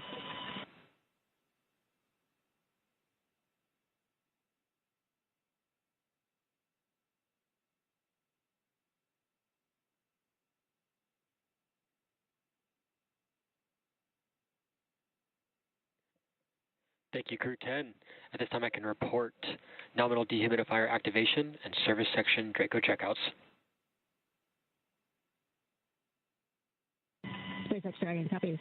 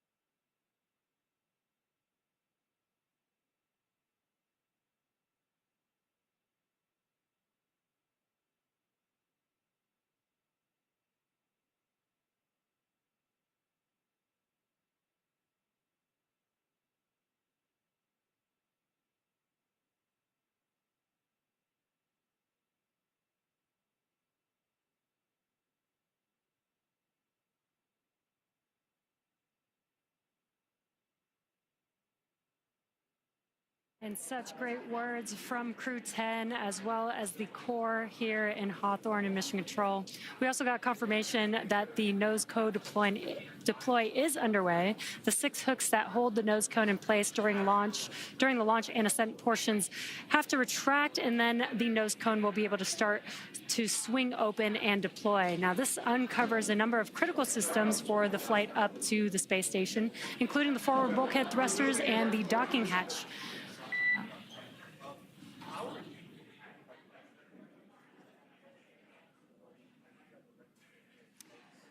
Just pausing in case there were going to be any comms.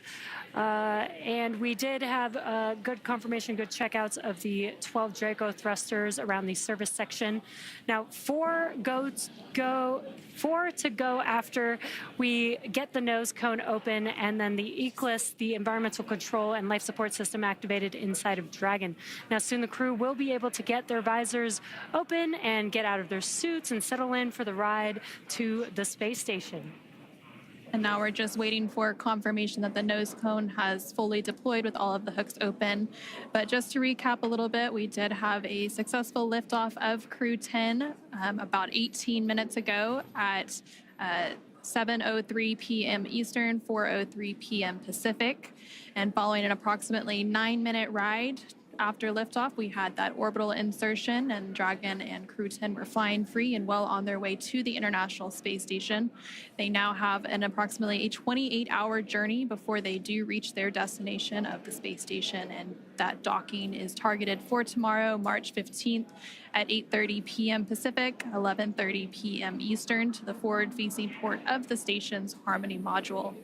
Between now and then, Dragon will perform a series of burns as it catches up to the space station, and that first burn will be a phase burn about 30 minutes from now at 4:52 p.m. Pacific, 7:52 p.m. Eastern. And the nose cone is about 75% open at this point. Human spaceflight has come so far in the last 5 years with Dragon. In addition to flying people, SpaceX's Dragon spacecraft also enables researchers the opportunity to fly critical science to orbit. And so far, SpaceX and Dragon have carried over 1,000 research experiments to and from low Earth orbit, both to the International Space Station and on our free flyer missions. From DNA sequencing to 3D printing studies enabled by Dragon and the space station tests Dragon and the space station test a variety of technologies, systems, and materials that will be needed for future long-duration exploration missions. Now, every mission yields critical science and research and learnings that help make life both on Earth and in space better.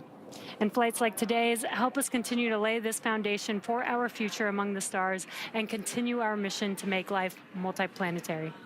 Once Crew-10 does arrive to the International Space Station, they will, of course, partake in some additional science and research. They will have over 200 experiments that they will contribute to during their time aboard the International Space Station. Again, we're just standing by for confirmation that that nose cone has fully deployed. And we may also get some additional look inside the cabin of the crew. Yeah, as we patiently wait for those views, we are trying to see if we can get some views. We were seeing some views from the second stage. This looks like it might be a view from the forward. Dragon SpaceX, nominal nose cone opening and forward bulkhead Draco checkouts. SpaceX Dragon copies and confirm nominal ECLIS activation and go for visors. And there we heard confirmation that the nose cone has fully deployed and that the crew is now able to lift their visors. And there, again, we're seeing some views inside the Dragon Endurance spacecraft with Crew-10 on their way to the International Space Station. Affirm, you are go to open visors. Copy. Great calls there. They're go to open visors, which means that shortly they'll also be able to get out of their suits and get comfortable for the entire ride on Dragon to the International Space Station. And from left to right on your screen, there's Roscosmos cosmonaut Kirill Peskov, NASA astronaut Nicole Ayers, NASA astronaut Ian McLean, and then far on the right-hand side of your screen is JAXA astronaut Takuya Onishi. And there you could see that they are in microgravity as their tablets are floating around there. They do have them attached to a little string that helps allow them so that, you know, as they're strapped into their seats, they don't lose their tablets. We're now just over 20 minutes into today's flight following that successful liftoff at 7:03 p.m. Eastern, 4:03 p.m. Pacific. There you're getting an over-the-shoulder view between the commander and pilot, so Anne McLean and Nicole Ayers.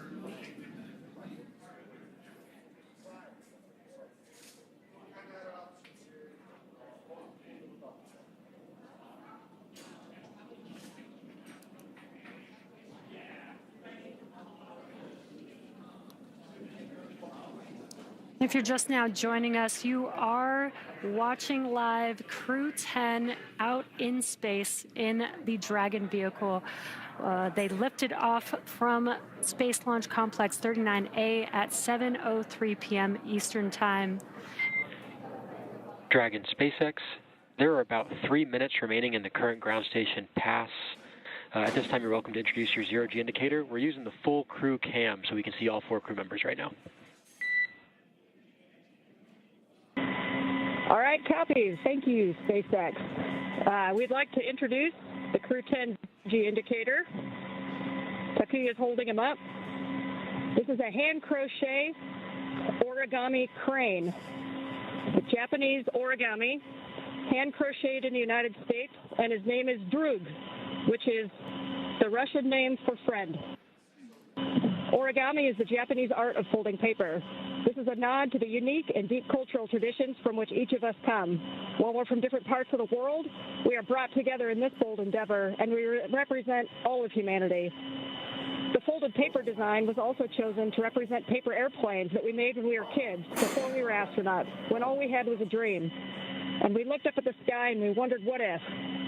It's a symbol that every big accomplishment starts with a quiet dream, and that dreams do come true when you believe in yourself and you listen only to those who believe in you.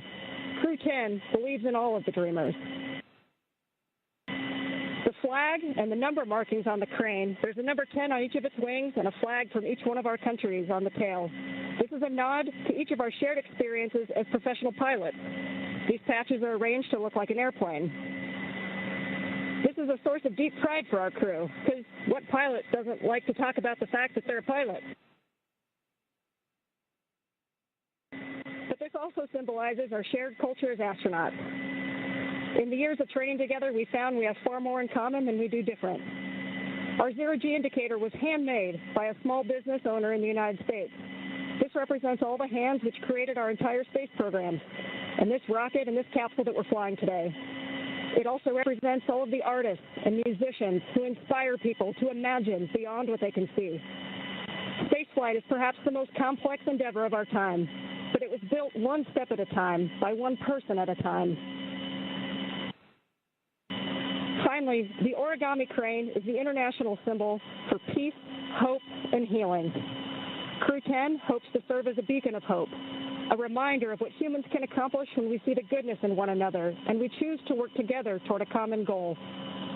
Today, we are united not through common enemy, but through shared optimism and a basic belief in the goodness of humanity. It is far easier to be enemies than it is to be friends. It's easier to break partnerships and relationships than it is to build them. Spaceflight is hard, and success depends on leaders of character who choose the harder right over the easier wrong, and who build programs, partnerships, and relationships. We explore for the benefit of all.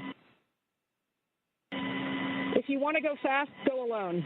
But if you want to go far, then go together. Crew-10 chooses to go together in peace, because you cannot be great without the greatness of others. Go NASA, go Roscosmos, go JAXA, and go Crew-10.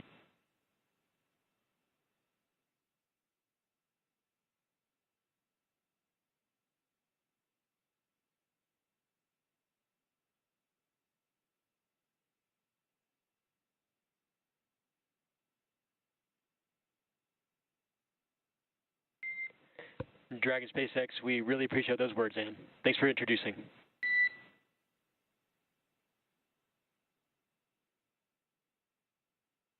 there from NASA astronaut and the Crew-10 commander, Ann McClain. And again, Crew-10 comprised of McClain along with NASA astronaut Nicole Ayers and JAXA astronaut Takuya Onishi along with Roscosmos cosmonaut Kirill Peskov are now safely in orbit following an approximately 9-minute ride after a liftoff at 4:03 p.m. Pacific, 7:03 p.m. Eastern from NASA's Kennedy Space Center in Florida. The crew now has an approximately 28-hour journey ahead of them before they reach their destination, the International Space Station. Again, docking is targeted for tomorrow, March 15th at 8:30 p.m. Pacific, 11:30 p.m. Eastern to the forward-facing port of the station's Harmony module. Between now and then, Dragon will perform a series of burns to catch up with the space station, and that first burn will be taking place around 4:52 p.m. Pacific, 7:52 p.m. Eastern today. And those were some great words about the zero-G indicator.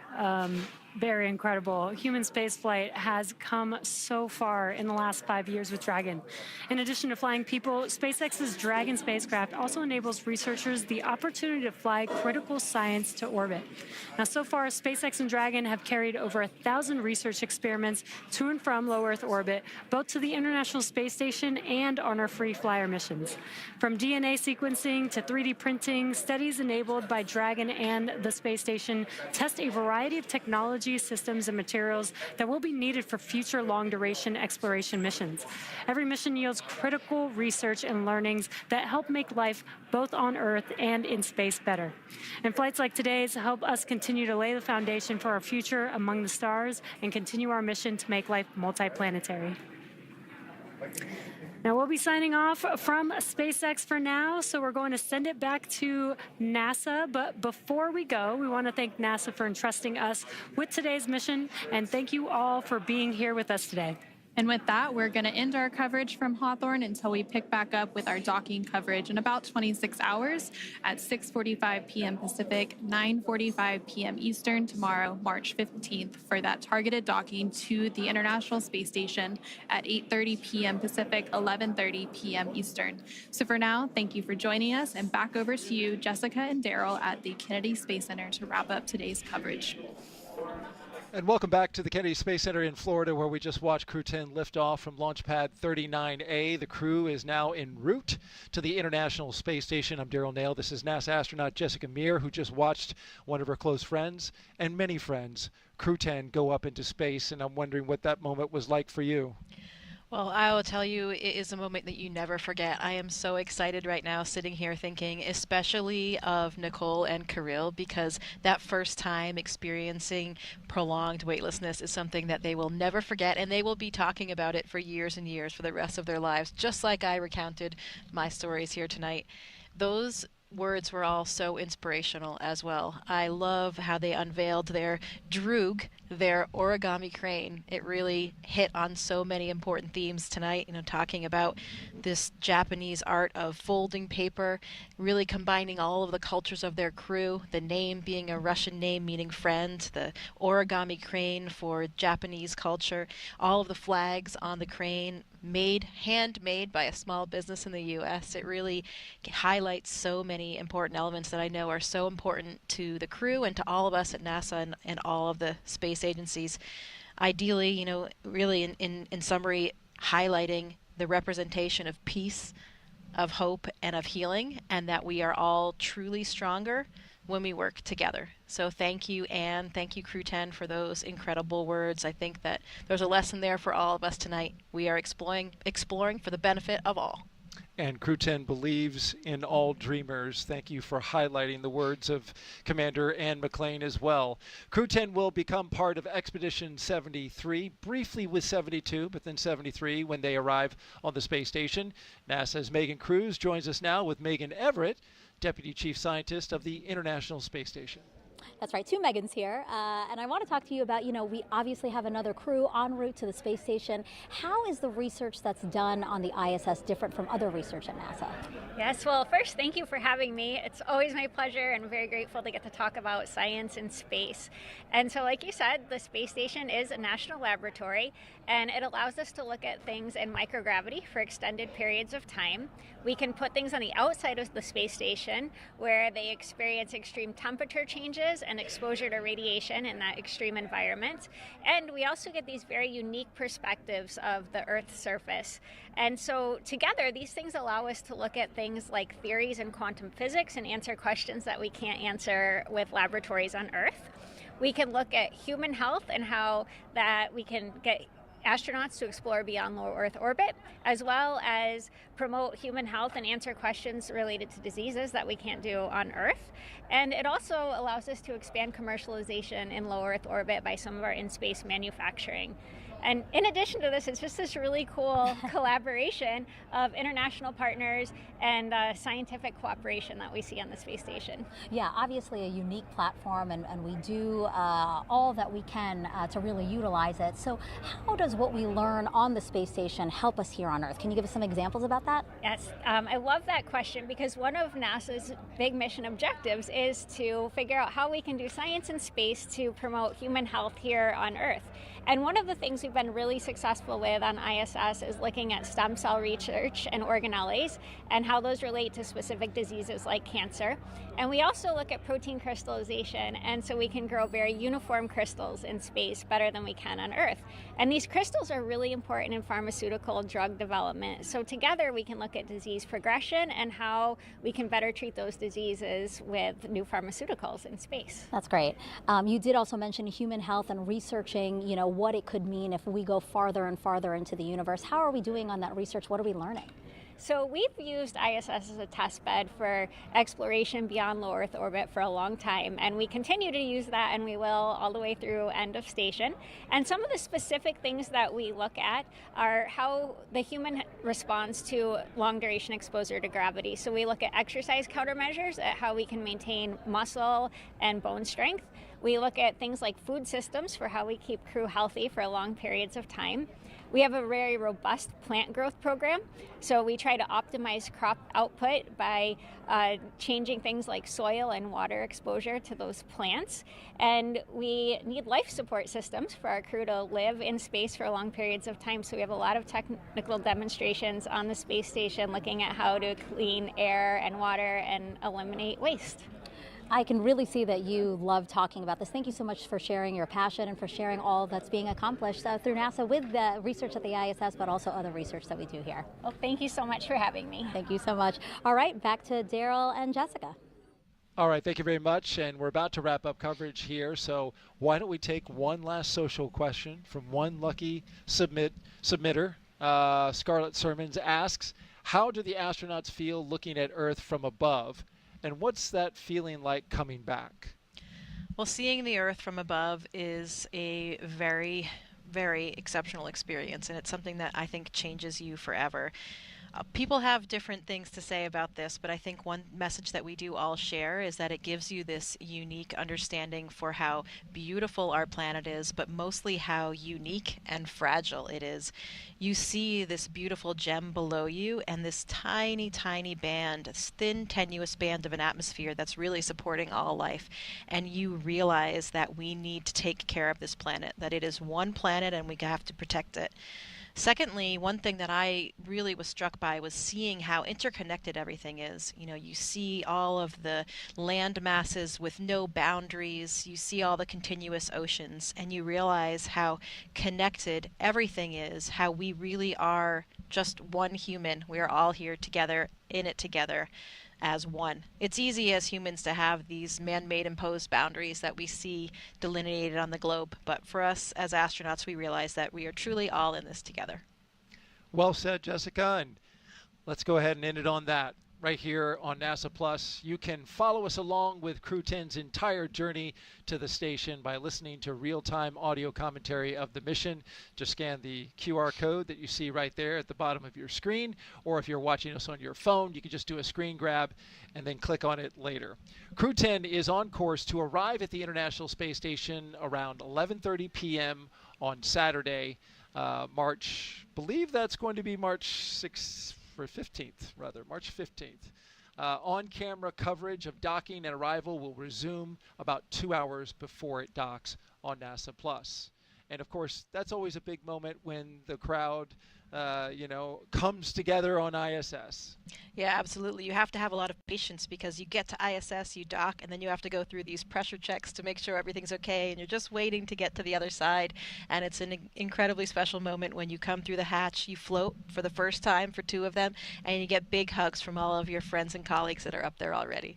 And I was impressed by what Anne says. Once they do this together, they are, and you've mentioned this a couple times, like forever brothers and sisters. When she sees those fellow astronauts in the hallway back in Houston, there's always a big smile that comes across her face.